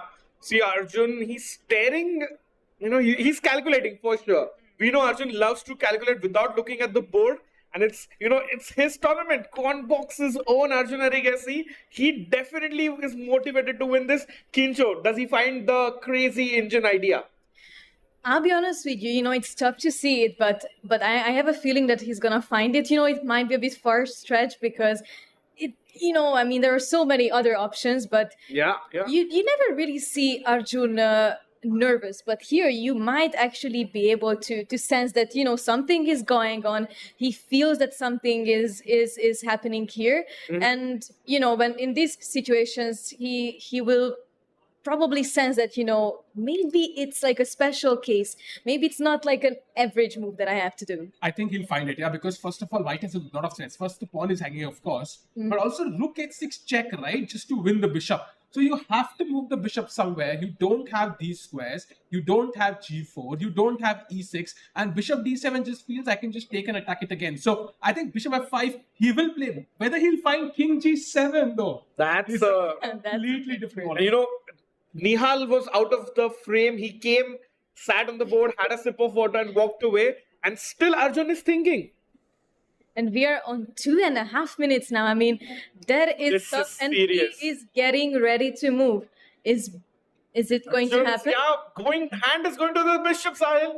I think I've not seen Arjun so nervous in this event so far. He's finished second twice in this event. He wants to win this one. No, Sahil, he brings his hand back down. You can see that he is genuinely nervous. I mean, you don't really see him like this ever. And my God. Imagine Nihal. He moves his king. That's a big mistake from Arigasi, Arjun. And now not only some blunders. Oh my God. Double question mark. Nihal Sarin is winning and he's giving the commentators a stare, guys. I got this from now. But this is very difficult because rook g3 now attacks the bishop. And where do you move the bishop? Let's say you go bishop f5 now. There is knight g5 check. And where do you move the king? For example, king h8. There is knight f7 check. Oh wow! No, this is certainly very tough. I mean, Nihal has 60 minutes to find rook g3, and once you start ruling, and he took the pawn. That's the second best move. Also a decent move by Nihal. I think a practical move. Yeah, he grabs the pawn there, and now Arjun puts the king on g7. So. Ooh, king h7, king here. And you see, Sahil, rook b6 is the blue arrow. That's the only move because the same idea repeats. Black wants to play rook f6, trade that active rook. So Nihal has to find rook b6 to maintain an advantage. There's also this other idea of king f2 maybe. And if you play rook f6, I can just take and play king g3. So somehow I am getting rid of your bishop. I can start pushing these h and d pawns very quickly. But that's completely different strategy. So let's see how he handles this. Kinshaw, I mean, Nihal has a huge edge. Yeah, what do you think he will do? Do you think he'll kind of go into think tank and come up with the best move? Or do you think he'll play quickly? To be honest, I mean, rook b6 is also like really comes from intuition, right? You want to get that pawn. I mean, the bishop is looking there very, very nicely. And I mean, if he sees this rook f6 idea from Arjun, then it's not that difficult to find. So I genuinely believe that he's gonna play rook b6, and with so much time on his clock, I think it's very much doable.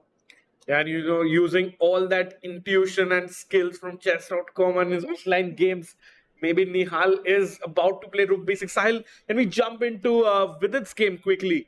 Because Vidit also under 4 minutes now. I think this is where we left it, and Bishop G7, a nice move by Vidit, but on the contrary, Pranav also finding the only move in the position, attacking the queen. And now the queen has to move, and an important decision for Vidit. Does he offer the trade of queens? It's a tough choice. Very good question, actually, because I mean it's not so easy. Once you trade off the queens, you either capture back with the rook and sort of let go of that big pressure on the e file, or you take back with the pawn, and in that case the pawn structure doesn't look the best either. Also, the committal which once you trade the queens, somehow I think Black's advantage is more solidified, but also Black can potentially take advantage of this weak white king at some point. So Black also loses something. So it might cement with its advantage, but might give him less winning chances as well. So very interesting. Just 3 minutes, by the way, Rakesh. Only 3 minutes.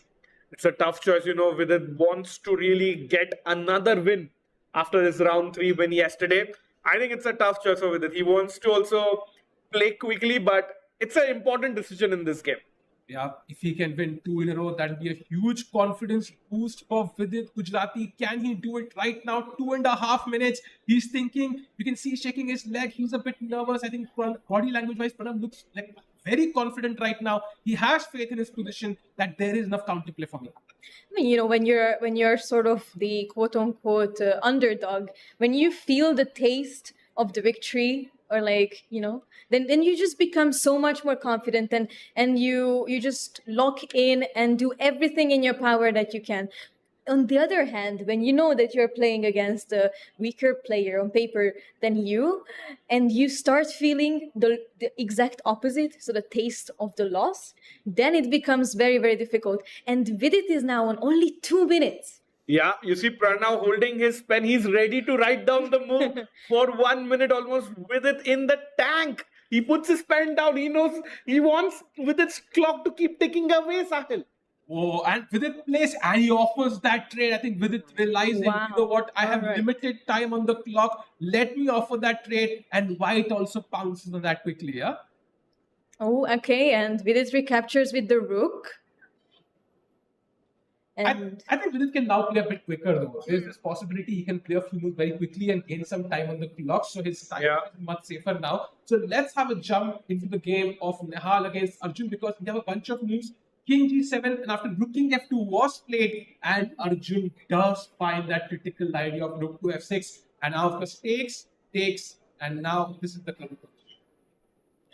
So, okay, he didn't play rook b6, which is, to me, it's a surprise, but I think king f2 also is quite intuitive, because you want to bring the king closer, because you have these pawns on the d and the e and h pawn, and you want to push them, and that is only possible if you do have the help of the king.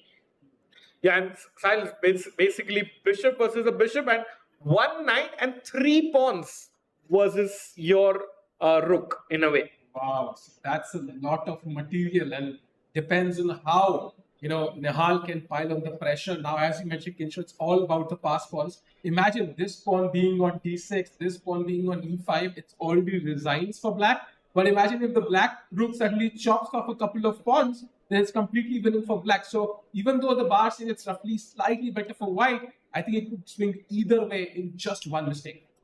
Definitely, and as we mentioned earlier, the time is crucial here. Neha has 12 minutes and Arjun is on 3.5. I mean, it's super tough, and you can see that Neha does feel that something is going on. Yeah, and Nihal not having the greatest of tournaments so far, but what a way to get back in the event, beating the top seed and coming with a win with him against Arjun, I guess. And there's somebody in this hotel cheering really hard for Nihal. Do you know who that is? Is it Vishnu Prasanna? Vincent Kyler. Because if Nihal wins, he removes his strongest competitor Vincent has, and then automatically Vincent is like way ahead of the competitors. So he's cheering for Nihal here, and meanwhile Nihal kind of proving himself. Okay, after a few losses, I can still kind of come back. Yes, Nihal has a thing. We quickly jump into the challenges section for a brief 90-second look, Sahil. Yeah. Because looks like Abhimanyu Puranik is going into the lead. He is about to beat Vaishali, and very tough day on her brother's birthday, Prag's birthday today. And Abhimanyu will be on 3.5 out of 4. Yeah. The favorite to win, yeah. And the game is already over. Yeah. Wow. Yeah, Vaishali just resigned on the camera, and Abhimanyu is keeping the lead. Absolutely, and that was an impressive result. You know, perfect timing to go to this. Let's check in after Prag's birthday. There's also Deeptan Ghosh's birthday, so we can see how he's doing against the qualifier Harshavardhan. A rook endgame. I mean, there was somebody who said all rook endgames are drawn, but I will conveniently ignore that advice for now and say you have a double pawn. I'm going to push for a while here, and of course, rook e7 maybe getting the rook to the 7th rank. So I would say white with more time on the clock, better pawn structure is still pushing. Yeah, for sure. I think white in the driver's seat, and it's somewhat of a mini revenge for Harshavardhan because it was Deeptan who knocked him out in the online qualifiers. He's like, I'm back here. I'm going to take my revenge. So very interesting, and of course, the Indian is completely looking. I mean, what a center this is, yeah. I mean, This is beautiful. I mean, this is over. It's like, you ask white, okay, where do you want to put your pawns? Hypothetically, just choose 2 squares. He's like d5 and e5, done. And he got the ideal position. no, but this looks fantastic, and I mean, black is so stuck, and it's like whatever you move, you will either get into like these e6 pushes. The knight g6 is possible at some point. White can also bring the bishop on e4 and the rook also. So it's for white it's so easy to make moves, and we also see that Indian is up 7 minutes almost. So Indian also on the verge of winning yet another game and also going back to the Masters. I think we have a move from Arjun, and King G3, the best move was played by Nihal, and now Bishop to E6 offering that trade. So question to you, Rakesh, do you think Nihal should trade those bishops? I think you can ignore it. Just come ahead with your king. So because if Arjun takes the bishop, your pawn comes ahead, the other pawn is running, and those passed pawns will be tough to stop. I mean, He goes for it. Oh, all right. Wow. I mean, Arjun for sure cannot take that. That is not a possibility here. But how can you actually make progress here with black? Because the rook is kind of tied on b8, and so I'm assuming maybe we have to push the pawn somehow. Yeah, it's not so easy. Also, it depends. Yeah, is he playing for a draw, or is he still hoping that he can turn the matters? Because if he's playing for a draw, I would just play b5 exchange as many times as possible. I think a player of Arjun's stature knows his position is bad. Arjun is playing to defend this game because you don't want to be 1 point behind Vincent. Half a point, it's still within striking range. So Arjun, 2 minutes 50 seconds, got to save this. You can see the cogs, the cogwheels running in his head. I mean, he's definitely he definitely knows that he needs to come up with something, maybe some tricky idea. But it's really difficult with the time. Yeah, I mean, my chat was really hoping for a Vincent to win. They wanted to see a clean streak, but I think Vincent is right now pretty happy, the happiest man in the hotel right now. And Arjun, still under time pressure, still not able to come up with the best move. What can he do? I mean, he can put the b pawn to b6 or b5. I don't see anything else here. If you move the rook, I will pick up the pawn on b7 as you mentioned, can show. So Arjun has limited choices and still he's not able to commit to the move because he's not satisfied with it. While Arjun is thinking, maybe we can very quickly look if something happened on the other boards. So going to the VIDIT game, I think the cooling trade happened. King came out, e6, knight c5, and they're maneuvering their pieces around, but no major development yet. If you pick up this pawn on b7, then there is rook b8, exactly what Gujarati wants to kind of break open this strong pawn chain. And again, white also now, slowly going down the clock. This is tricky. But at least VIDIT has, he's an exchange up. So VIDIT is pushing for the win. in that position, if you have the lower time, it doesn't matter. But for Arjun, the problem is at double. Bad position and bad timing. A major against Karthikeyan against Jordan. Apparently, Karthikeyan is winning. Oh, wow. He moved forward. He chopped off the pawn on h6, chopped off the pawn on f6, and slowly sacrificed the exchange here. Rook takes e4, f4, and suddenly he has all these fast pawns. Black has 1, white has 3. And 3 is greater than 1. We all know it's clearly better for white. Murli Gatham got upgraded to the A category. So really nice for Murli to show that he can also win against these master players. And in fact, because of which, Abhimanyu Puranik became the top seed of the challengers. And he's here high-fiving his friends because after a crushing win, he's in the lead of the challengers section. Wow, and of course, now if d3 happens, you have to play c4 and stop that pawn, because black's pawn, even though it's on d1, it's further advanced. You've taken that and d3 play by black, and now c4, the only move for Karthikeyan. And he finds it, Sai. Let's go. I mean, this looks fantastic for white, and you know, I mean, it's amazing to see that even though, you know, he wasn't mentally also prepared, you know, to be upgraded on in the master section, but he's proving it to us that, you know, he definitely deserves to be here, and this game is the biggest proof of that. I think this is evidence that India has so much talent, and when they get the opportunity, they absolutely crush it. And so, as Karthikeyan is pushing here, let's have a look at the game of Nihal again. Nihal finally says, Arjun says, you know what? I'm tired of my passive rook. How long can I stay here? If I die, I'll die trying. And he says rook to g8, and the rook is coming in the second rank. And Sahil, I'd like to remind, do not go for the tempting bishop takes b7 because you lose the game. Wow!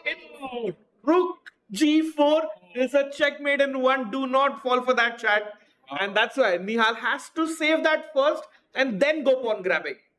You see, this is the sort of puzzle that I would definitely fall into because, you know, I'm so greedy and I see, oh, finally the free pawn is there, you know, without even thinking. And in that moment, when the opponent touches the rook, I would be like, oh my God.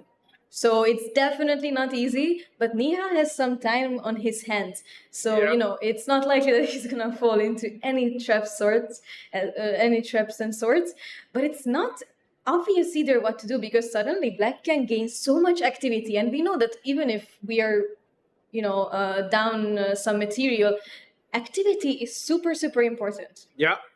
And for example, if white will pass a move, let's say a3, it's rook g4 mate anyways. So I think white needs a move, and maybe he's just taking the bishop, but that's not what he did, right? He can decide to keep the bishop there, so not an easy decision. Or maybe he plays something like e4 to give himself the e3 square for the king. But again, like all of the committal moves, now d4 is less impressive because you cannot take with the pawn. So I think Nihal really needs to go deep in his calculations, see which pawn, you know, which of my pawns is the likeliest to give me a new queen, and that pawn he has to save.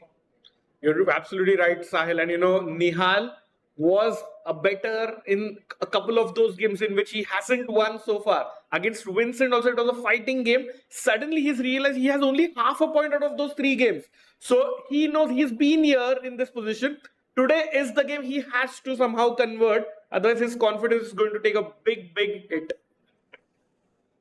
Erikaisi, India #1, world #4. If he loses, he might go to India #3. That's how jam-packed the competition is. The difference is in decimals, Kinshu and Rakesh. So Arjun doesn't want to go down. He wants to go after Hikaru's record. And right now, I think Nihal's range stands in the way. Nihal on his turn, I think has a couple of losses, wants to gain that momentum, cross 2700 again, and join his close friend at the top of the world rankings. So Nihal, what does he do now? Do you think e4? Do you think something else? What's your plan?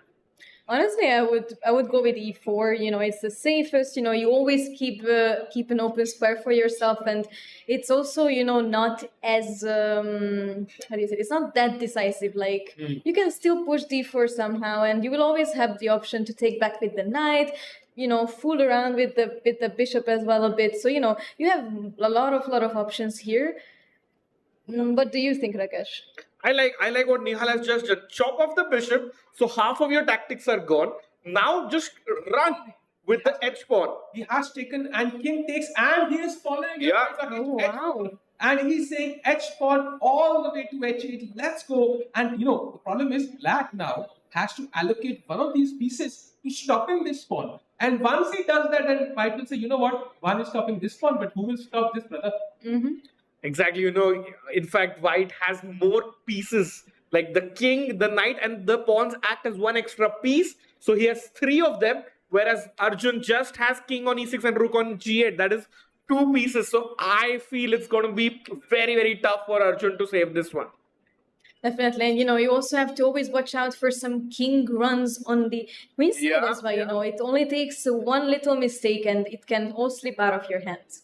Check. King goes to e4. Arjun now trying to figure out how can I enter with my rook, because the point is the rook is active on an open file. You don't have any active squares. If I could chop off one pawn, just this d2 pawn somehow, and the knight was not there, I think Arjun would be very happy. Suddenly this pawn loses speed, this pawn is a bit isolated, but somehow right now all these connected pawns are a force to be reckoned with. They are not even pushed. Imagine if the pawn goes to d4, d5, e4, e5, it's completely over.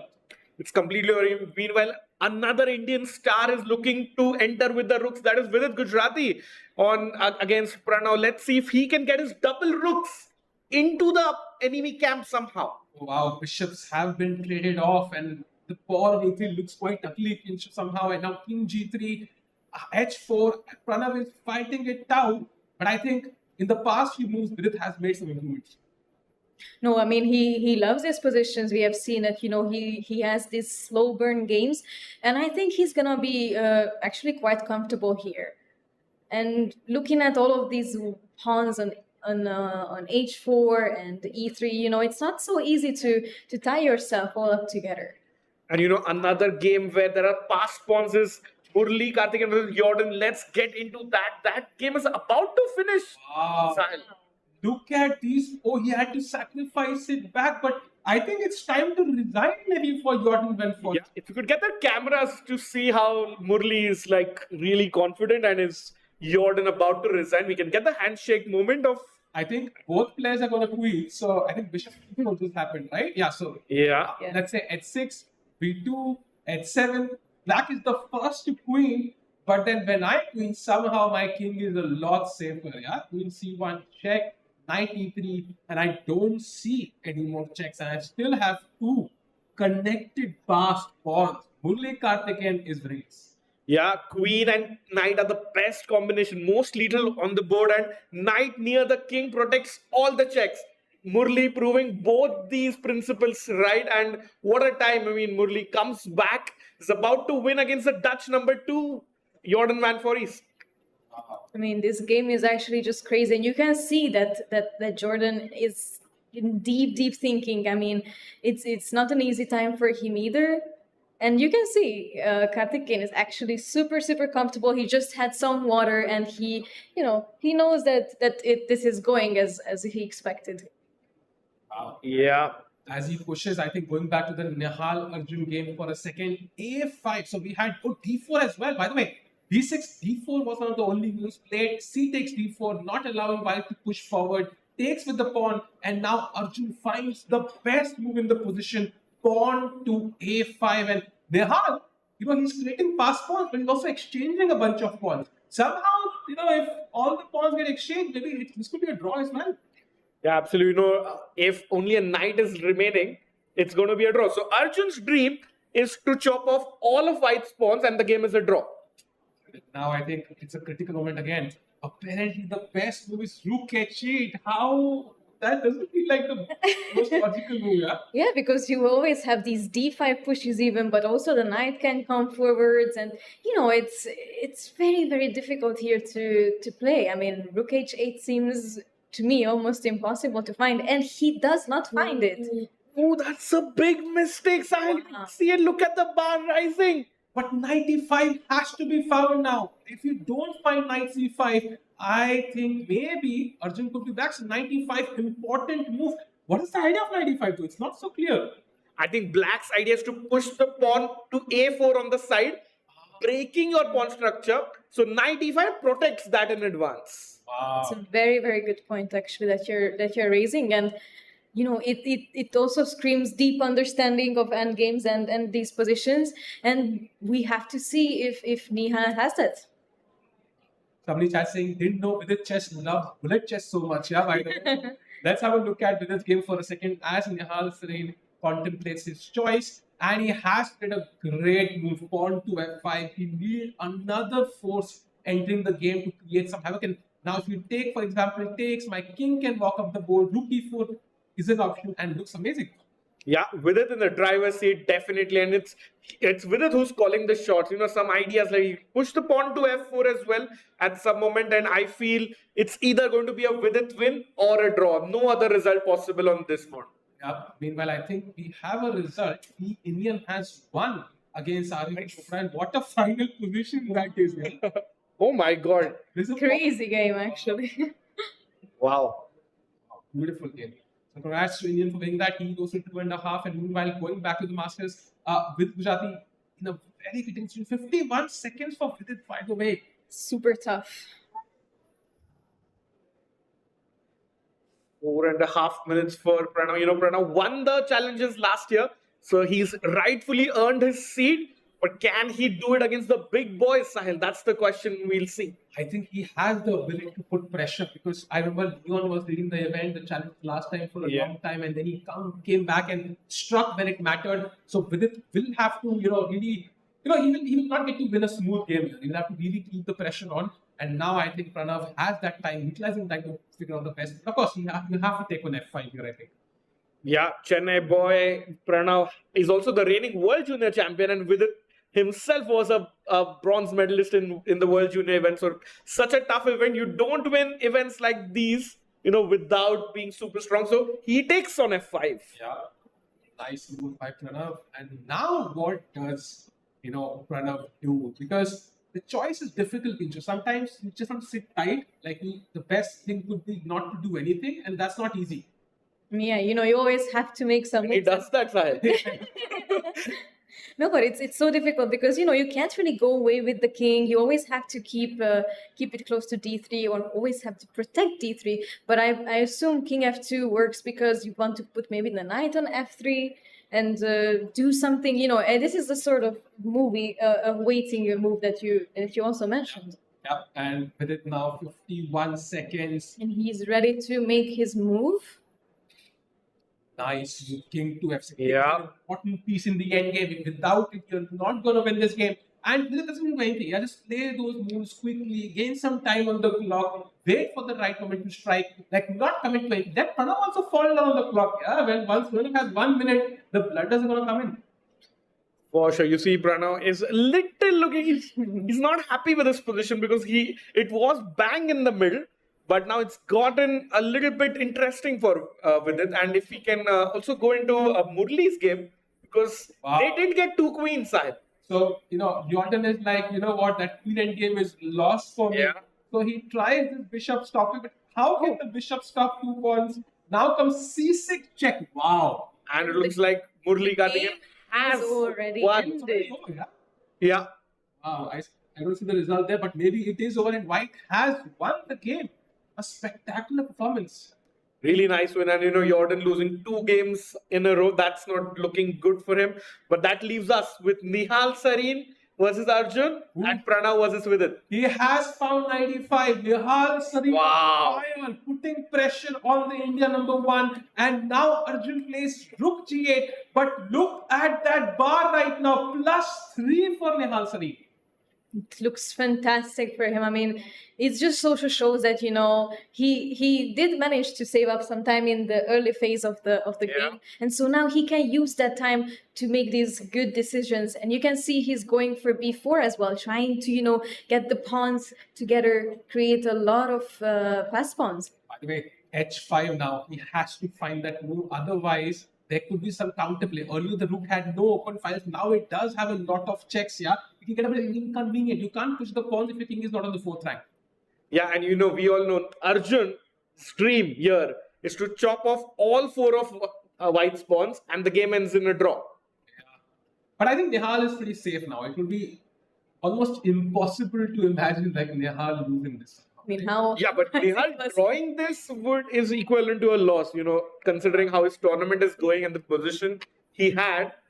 I think it's time that he wins one, Kincho. Yeah, but at the same time, I mean, even after these tough losses, I mean, Arjun is still, our strongest player here, like way above his rating at almost 100 points difference, 100 ratings difference, and a draw is still nice. But once he tasted, the win, I'm sure that he's not gonna let go of it, and he's gonna do everything in his power to finish this game with a win.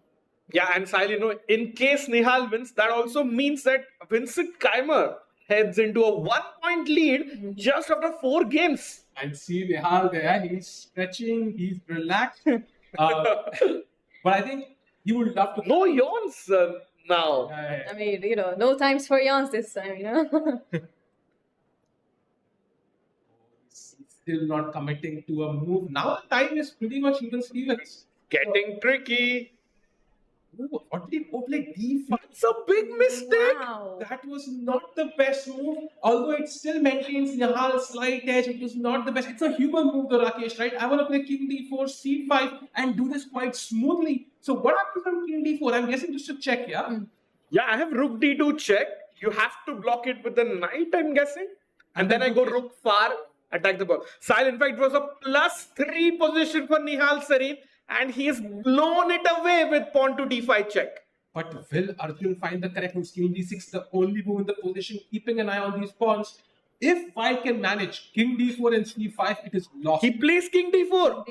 C5 is a huge threat. Arjun has to stop it. But it is the thing with these 2800s, you have to beat them multiple times in one game. Only one move in the position. That's it. If Arjun finds this, he's likely going to hold a draw and will maintain his chances and his rating. If he doesn't find Rook D2, I think Nihal Sarin is the favorite to defeat the India #1. So this is the crucial move of the game. Yeah, let's stick with this because there's a critical moment. It can determine, the tournament leader or how the tournament pans out. Kincho, what percentage of chances do you think Arjun finds Rook D2? I mean, first idea is always check, checks. Yeah. I see check, I give check. I believe that he is definitely going to find this move, and I'm like 90% sure actually. How about you, Sahil? I think Arjun will win this. I'm pretty sure. I think Arjun will not miss a check, and he gives that on the board. India #1, world #4 for a reason. Arjun Erigesi is back and has managed to maybe save this game. But do you think Nihal will be disappointed? This 100%. 100%. I mean, Arbiters coming in, that means it's move 50, by the way. So given an extra pair of score sheets, but it's, I think, too little too late. So let's analyze the line side. Maybe Rook H2. Arjun is going to win this pawn for sure. Pawn to C5, yeah. King goes back. It's surprising to me that King C7 is the only move. Yeah, it's fair because King D7 allows knight E5 check as well. Yeah. And then you win one pawn for sure. That is check on the board, yeah. Played by Nihal. Yeah, let's see. Oh man. Wow. And what we are just talking about now is currently on the board, and if I'm not mistaken, King C7 is the only move. Oh. So let's see if Arjun is going to find it. King C7 is the move. I think that saves the draw. Arjun about to play. He's got 2.5 minutes. Nihal's a bit anxious though. He's like, okay, no, he's probably not as happy as he would have loved to be. No Looks way. like, it's quite another advantage there. I'm giving it one last thought. By the way, as Arjun thinks, Vidit Gujarati is close. He had a great position for a second, I think. Maybe it was an error or something. Okay, I mean, he's still putting pressure. Yeah? I mean, it looks very much like, if when you're up in exchange and even if you're lower on time, it's the other person who has to prove that, even if I'm down on exchange, I can hold it or I can beat you. So, it's not so easy for White here. White is like Rook H2, Rook H1. I have decided my next 15 moves. You tell me. Let's quickly go into Arjun's camera and game if possible because king. Oh, just one important move for Arjun, and then he can save this. And I think after that, our whole attention can be for Vidit's game. But it's great to see two Indians battle at this stage. But Arjun would love to hold this to a draw. I think, as a chess player, Wow! Blunders! Wow. King to e7. Nihal has a chance again. That's why we love this game, Sahil. But is it easy to find? I think d6 check is the obvious move. You want to play this, check the king, and now if you go and he gives that check in a second. If Wow. King d7, king d5 is a simple win. I think it's understandable. What happens when king e6 now? Do I have like knight f4 I'm check? thinking of the same Knight actually. f4, king d7, and now king d5. Yeah. Yeah, I would be maybe worried of the checks exactly. It is tricky. It is Really tricky. By the check on the board, we'll see what Nihal does. Now, king e6 is an important move, I think. Yeah, if Arjun has to put up a good resistance, king e6. He has just 1 minute on the clock. And look at Nihal just, rolling in the chair, just standing up, while Arjun is completely, under pressure, doesn't know what to do exactly. I think this is difficult. Yeah, 55 seconds for Agassi. He's Very tough. strong. He's very sharp. And he finds king e6. And now, your move, Rakesh, knight to f4. It's still tricky. And it's the exact evaluation, like knight, 3 pawns versus the rook. It's been going on for a while. And let's see if Nihal finds. Nihal also down to 4.5 minutes, by the way. You can see him visualizing the board when he's looking away, and is he gonna make his move soon? I think he will. He's about Yes. He's ready to go. And he plays it.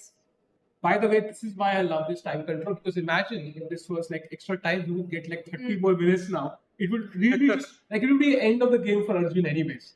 So it's amazing. And now king d7, and now there are multiple moves, but it's not an easy choice. I would love to play king d5, but there is this irritating check by the black move. So how do we move forward?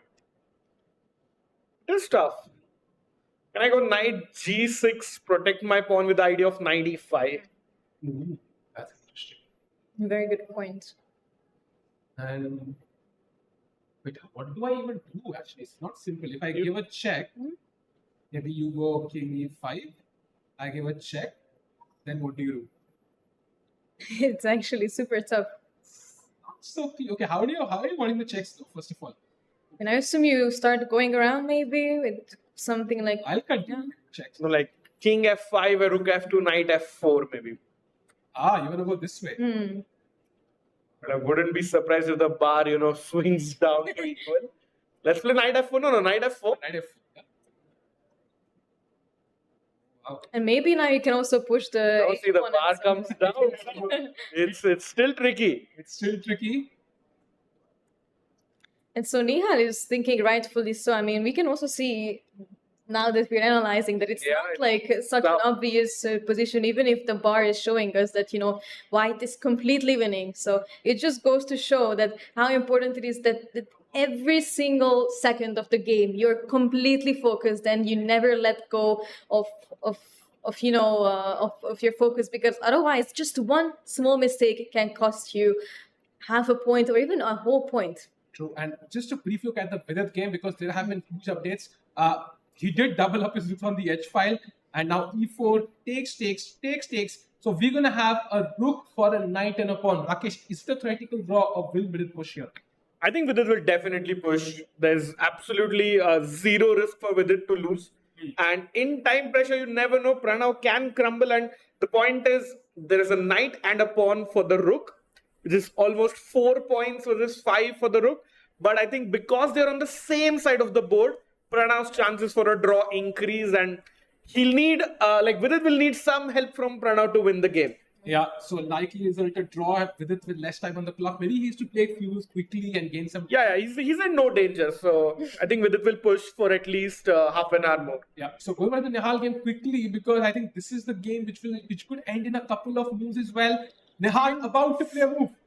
Oh, I'm curious how he's gonna approach this position. He's excited, yeah? Yeah. He's excited right now.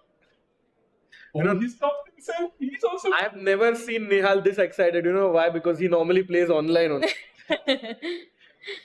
But can he do? He's by the first time below Arjun's time in this time pressure phase. So the pressure's getting to him as well. Nihal Sareen, I think, was one of the first prodigies, right? 2600. I think Yeah. very, very strong. Now he is. Knight. Yeah, he's going after the knight. Arjun ready to write down the move. Wow. Yeah. Oh. He finds one of the best moves and somehow defends the pawn, prepares 95 check. And Black's best move, for example, is Rook H1, which is, you can play this if you have 30 minutes, not 1 minute. Yeah. No, he can. It's just like that ding chilling. Just got to chill. Like, don't do anything. You're like Black's king and Rook are on the perfect squares. That's why you got to just chill sometimes and play Rook H1. But 95 is coming, Rakesh. I'm scared about King 95. E6. The problem is the H pawn is undefended. So Arjun has to just play Rook H1 here. Critical moment again. Arjun was 1 moment away from drawing that game. He's getting ready actually to make a move. Sorry to interrupt you. But Arjun is under 1 minute now.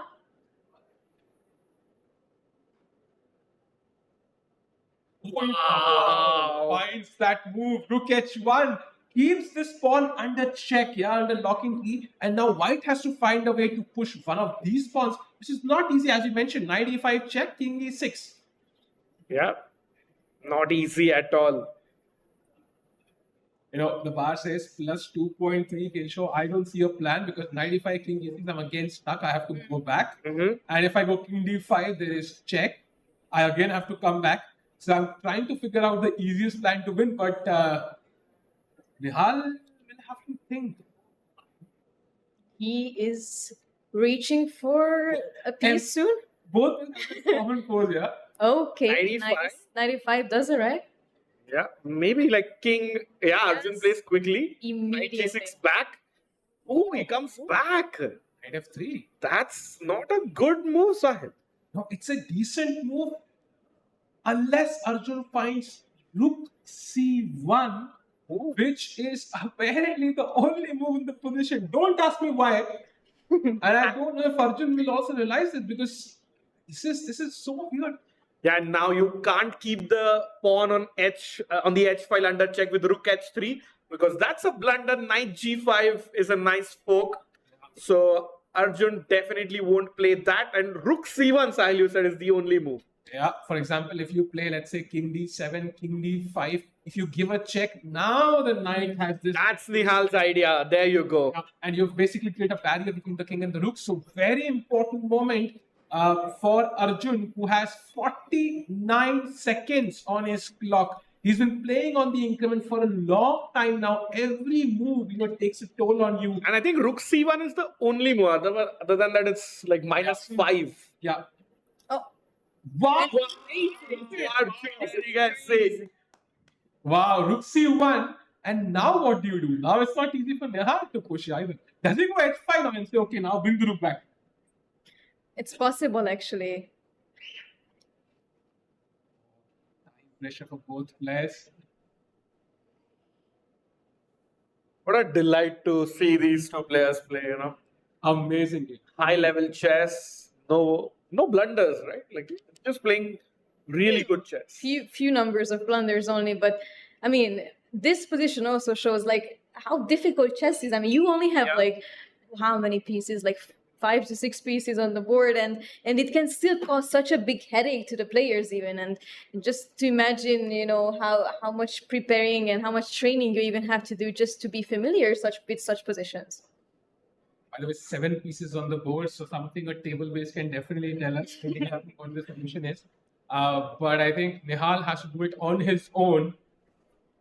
I mean, 50 seconds, he's like a bit too relaxed for me, Rakesh and Kinshu somehow. Yeah, he's, been there, done that. So, this is where the game starts for him usually. So yeah, loves to play bullet. Nihal under 40 seconds now. Sal, quick prediction from you about this game. I think Arjun draws. Arjun draws, Keen show. Tough. I'm gonna say still that White is gonna win. Yeah, Nihal's going to win. Can we get some votes from the audience? Do you think it's a draw or Nihal's going to win? Everybody who thinks like it's going to be a draw can raise their hands maybe. Okay. Oh, and Nihal wins. Wow, lots of okay. people. And H5 on the board. Wow. So people who voted for the win, Nihal's going for that. He wants to deflect one of the pieces away and then push these central pawns. Ooh, look at h1. Knight g5 check was the only move, and now king d7. We are literally playing in only moves for both players. So you can see one mistake by either side, it's over. Yeah. Oh, that's a great idea. Now, king d7. Nihal wants to go knight in the corner. Knight at 7. If rook h5, there's a knight f. Oh, he goes the other he comes way. back. He goes knight e4. The point was, if you go knight at 7, quickly, just 1 second, one move ago. If now, no, not the rook takes pawn. If king e6, Nihal had knight f8 check, and then you start pushing c6. So because he's come from the center, he will not have that option. And look at how difficult Arjun's moves are. First, it was rook h1, the best move. Yeah. Now rook c1. Now rook h1 back. And now only move is rook h4. Like his moves are so difficult, he's finding it on increment. That's how strong he is. Yeah, Nihal against somebody like me would have won 5 times by now. We would not have reached this position. But yeah, I think if there's anybody in India who could find it, is Arjun here. Arjun's defensive skills at the absolute test right now. Meanwhile, I'll just give a quick update about VIDIT. VIDIT's still pushing. Yeah. And VIDIT's got an entry with his king, so that's looking good for VD. Let's hope he converts. Back to Arjun's game. h4 is the move. Will he? 30 seconds. Oh. Only move. He needs to pin that knight. Otherwise, normally we say pin and win, but Arjun's got to pin and draw. Can he do it? 20 seconds. Oh, this is getting difficult. Oh, no. Arjun, and you can see that. What player? If he holds this and watches the stream later on, it'll be insane. The defense is so difficult. Rook h4. And now, look at this surprising fact. The only move for white is king e3. Okay, that's crazy. That's crazy. That's difficult. And everyone in the audience, any other move apart from king e3, the evaluation is 0.00. Because once you move here, this comes with check now. And that's a big difference. So king e3 unpinning, this is not easy for Nihal Sareen. I think what else do you play? You got to go king e3, right? Or king d3, no? King d3, is there exactly, a draw? It's not clear. King d3 is equal. Like, it's so complicated. You see, 1 square difference. Wow, high level chess from both players. And king e6 only move from Arjun. Oh my god. What do we do here? Super Sunday. What a delight to have two of India's young stars playing absolutely amazing chess. I think now the question is, you can't push any of these pawns because I'll grab them.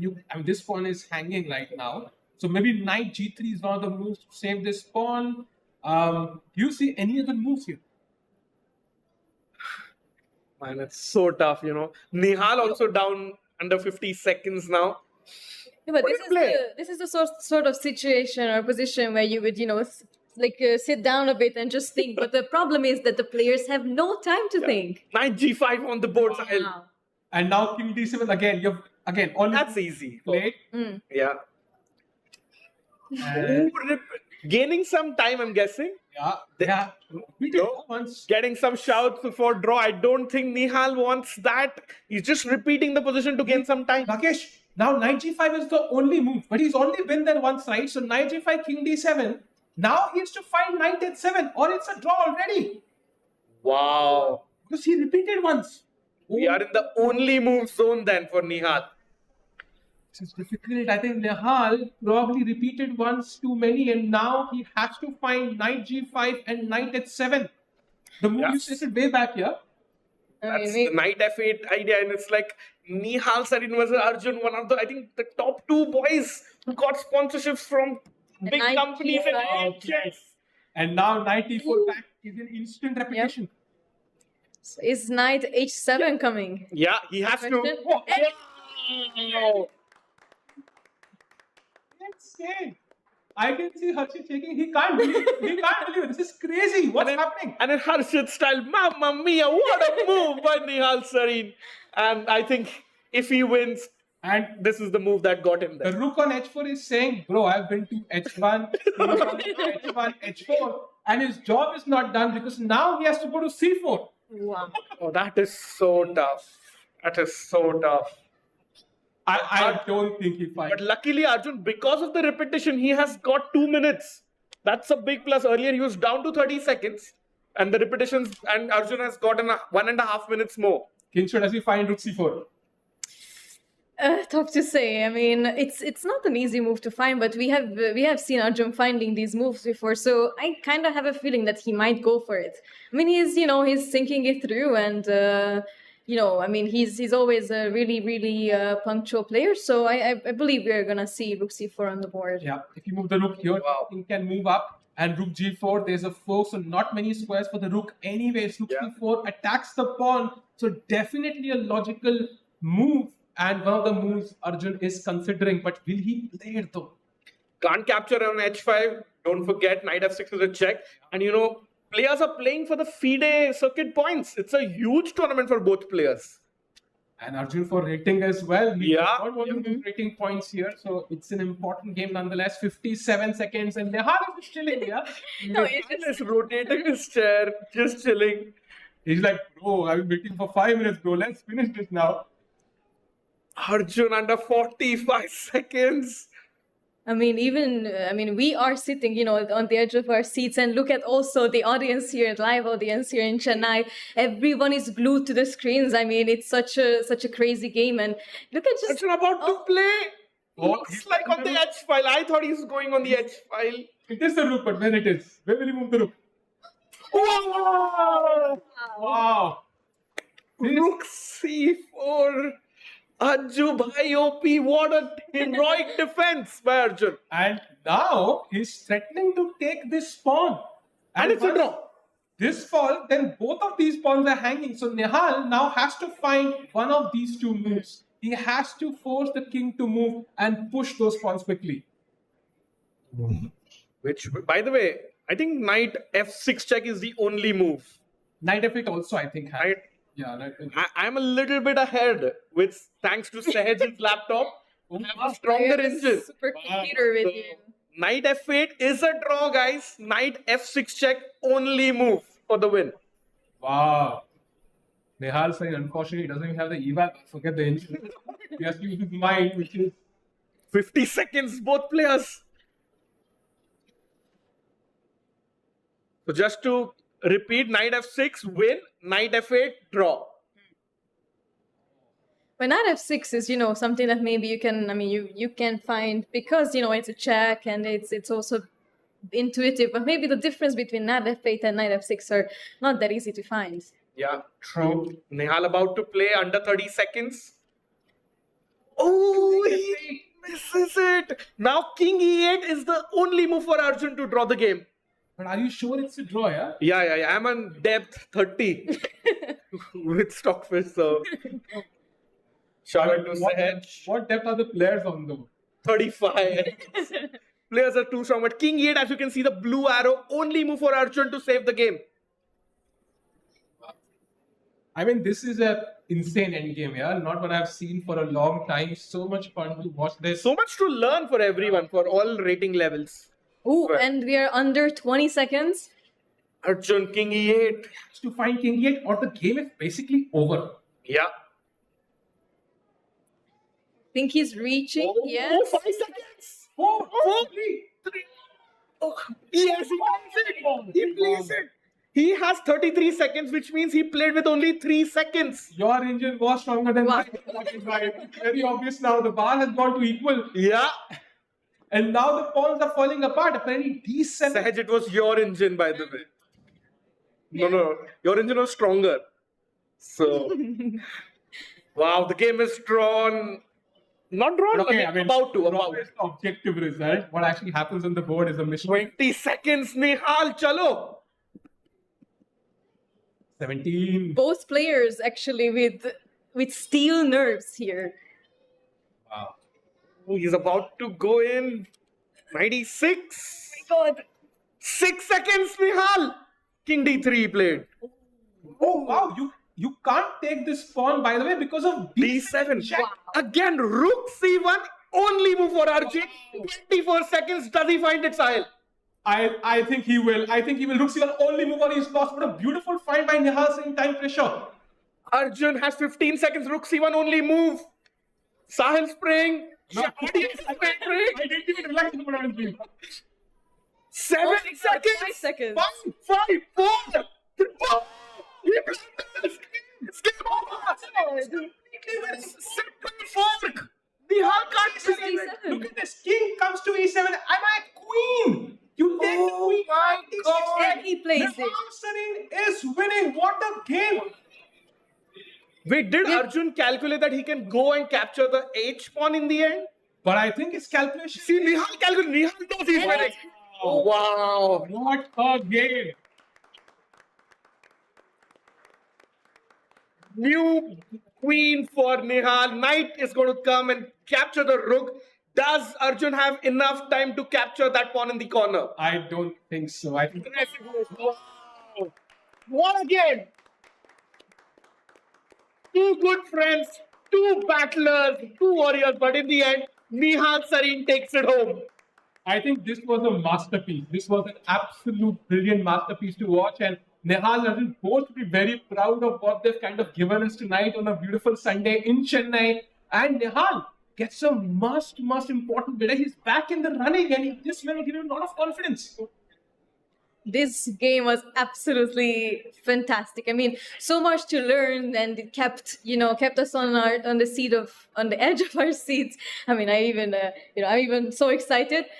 And I mean, what a time we have here with Rakesh and then Sahil here. I mean, could we wish for anything better here? And this means now Vincent Keimer is in sole lead by a difference of 1 point. Yeah. And he would be, after 4 rounds, the clear favorite to win this. Unless, of course, Arjun or somebody beats him, and it's going to be an exciting tournament up ahead. But Sahil, all's not done. Vidit is still playing. Yeah, of course. Let's jump into Greedy Weedy's game and see, can he convert his slight material advantage? So he has a rook and a pawn versus knight and 2 pawns. I think rook against knight is a draw, but they're also going to play for a long time, I'm guessing. So whites has some sort of a fortress, like there's no way to approach on all these squares. Maybe the black king has to walk in, slowly try to come to this square, force the pawn to move, then again create some weakness and hope that you win the c3 pawn for free. For sure. And while this game is going to, let's have a 30-second look at Deeptan Ghosh's game. Birthday boy Ghosh Babu has gotten a nice gift because he was completely busted, and from there Deeptan has managed to win a game, and he's in the lead now. It's that rook end game when you thought white was pushing, and in the final position black won. So wow, continues. Yeah, you win on your birthdays. Yeah, definitely win. And all games of the challengers are done. Only game remaining is the one on the screen, VIDIT versus Pranav. And now knight c4 attacking the pawn. VIDIT defends that pawn. Without that pawn, he really has no chances. And now I think the good news of it is he's not risking much unless he literally blunders the king and a rook fork, which he will not do so. So he can just maneuver, slowly bring the king in. And how does Pranav have 11 minutes, by the way? Wow. Yeah. Pranav is just blitzing, I think. VIDIT goes in king e3, trying to get the king to d2. But king c2, important move, not allowing the king to d2. Oh, Sahil, sorry to cut you. I have the answer of how Pranav has 11 minutes. So if you go to the 70th move, from the 70th move, Pranav is just moving his knight after that. Vidit has tried, I think, everything in the book, and he's just moving his knight. Yeah. And you can see all these stars on the board somehow. Never seen that before. Nice. Stars on the board, stars off the board. Can Vidit Gujarati manage to convert this? 40 seconds for VD. I think Pranav, with his time, should be safe. But you also get the feeling that maybe Vidit will get like 1/2 a chance. And he has to grasp with both hands. If he misses that, I think it will be pretty much a problem. I mean, Pranav, built his fortress and just, chilling in the actually gain his fortress, while Vidit has to figure out what to do next. Yeah, Pranav thinking for the first time, I think, in the last 10 minutes, and King B3. Kincho, that's a very nice word that you use, fortress. Some Magnus Carlsen of the world don't believe in that, but I think this is one of those places where White's pawn and knight structure so nice, so compact that it shouldn't be tough for White to hold the draw. Yeah, I would love to play King D2, but there is the only move Knight C4 check. We have some young grandmasters in the audience as well. Yeah, Calling out all the best moves. Yeah, it's a great suggestion, but the problem is knight c4 check. just check back. Yeah, there's no That's tough for Vidit to continue there. So, question for you: do you think Vidit, if he gets the chance to go into rook versus knight in game, he will do so, or do you think he'll accept the draw? I think maybe try for a bit, 5 moves or 5 minutes, and then.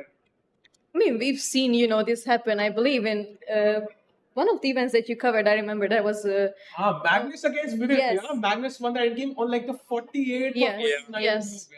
So you can always give it a try, and depending on how you feel about the game, you can either continue. It was just immediately after Vidit's wedding. It was freestyle Paris, if I'm not mistaken. Yeah, that one. So, but the 68th move was the last pawn capture.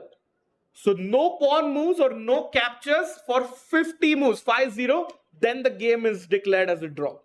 So Pranav will have his eye out for the 118th move, I believe. Wow, what an amazing day so far. And actually, they have agreed on a draw. Oh, wow. I think a fair result. Yeah. There was no clear way to break through. White's king was kind of cutting off the black king. And Vidit, I think, is happy with the draw with the black pieces. And yeah, both players with a smile on their faces. Yeah, Vidit was the only one who was pushing for the win. He was in the driver's seat throughout the game. He'll be happy with his game. And, last 2 games have been really good for him, 1.5 on 2.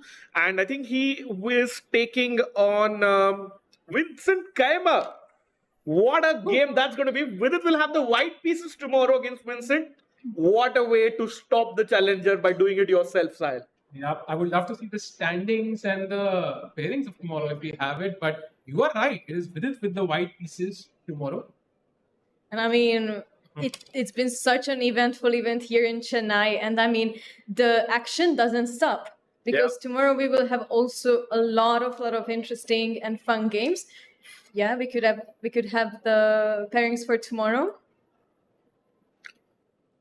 And to wrap it up, Vincent Keimer in a 1-point lead. Arjun Arigisi, who lost sadly today, is trailing him.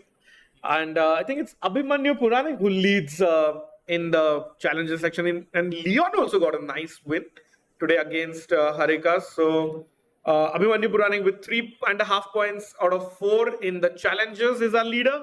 And Vincent Keimer with an identical score of 3.5 out of 4 is the leader. Yeah, there you see it, the Masters summary. Karthikeyan Murli defeats Jordan Van Forest. Yeah, such an important result for him. Rare option draws against Wander Leong. Nihal Sareem in that epic win against. Wow, what a game. Pranav draws against Vidit and Vincent draws against Anish. So a spectacular day. I think the game of the day is clearly Nihal against Arjun. What do you think is going on in Arjun's mind right now? I mean, it's must be like super difficult to live through this loss because he was making the best moves like repeatedly, and suddenly it just slipped out of his hands. And he was also trying to catch up to Vincent, and now it's not gonna be so easy. So what do you think how is he going to manage to bounce back? I think Arjun's a thorough professional. He's been there, done that so many times. He'll have a word with his team, his coaches. His mom is here as well in Chennai. So he'll have a word. And meanwhile, I'm excited for tomorrow's pairings. If you're going to have showed that to our audience as well. Because Sahil, I think tomorrow's game of the day is going to be Vidit versus Vincent. And also, I think Arjun Arigisi plays Pranav. So he would love to get that win under his belt. True. And, kind of catch up with Vincent. If Vidit defeats Vincent, Arjun defeats Pranav, then suddenly we have 2 leaders. So it's going to be super, super exciting. We are almost halfway through Chennai Grandmasters. Who do you think will win the event? I think it's going to be Vincent's event to lose because after the start he has had. But stranger things have happened in the chess world. Kinshuk, your predictions for the eventual winner? I feel like Vincent came in with such a strong start, and no one can seems to stop him. So I really, really think that tomorrow is gonna be a very important day in the course of the tournament. And I kind of feel like Vincent is gonna do great things, but I would not jinx it just yet. Wow, so this is going to be amazing. And meanwhile, I think Jordan, of course, will love to come back tomorrow as well. And who knows, you might have some more guests coming in the future days. I mean, how amazing was it to have Vishy sir, yeah, on the broadcast, kind of commentating and sharing his knowledge? I mean, it's all happening because of him at the end. He's the one who kind of inspired these youngsters to reach where they are now. Absolutely, Vishy sir giving us 2 hours of amazing insights and commentary. We have the round 5 pairings on the board. VIDIT versus Vincent, amazing work by production team, putting them in the center, telling us that's gonna be our featured matchup. Whereas Arjun versus Pranav, and I wonder what Liang versus Nihal Sareen. Your thoughts on Kinch on the other 2 matches as well? I mean, Anish versus Karthikeyan is also gonna be tough. I mean, Murali has showed how good of a player he is, that he definitely deserves to be here. Yeah. And it's gonna be tough for Anish to get above Murali here. And we also have Jordan Fanforest against Ray Robson, which I think is gonna be again a very tough matchup. I mean, Jordan has to bounce back after today and yesterday's game. So I'm sure that we will not be bored tomorrow. Which game are you actually looking forward to the most, Sahil? I'm excited for VIDIT against Vincent because I think that game could be a tournament, defining game. If Vincent wins, then it's just a single through. He wins the event. If VIDIT crushes him, then of course the entire tournament goes open. So it's gonna be a lot of fun. And we're gonna be back tomorrow with day number 5 of the Chennai Grandmasters. No rest day tomorrow, of course. We'll have to keep fighting. And thank you, Kinshuk. Thank you, Rakesh. And we're going to be back tomorrow with day number 5. Thank you for watching.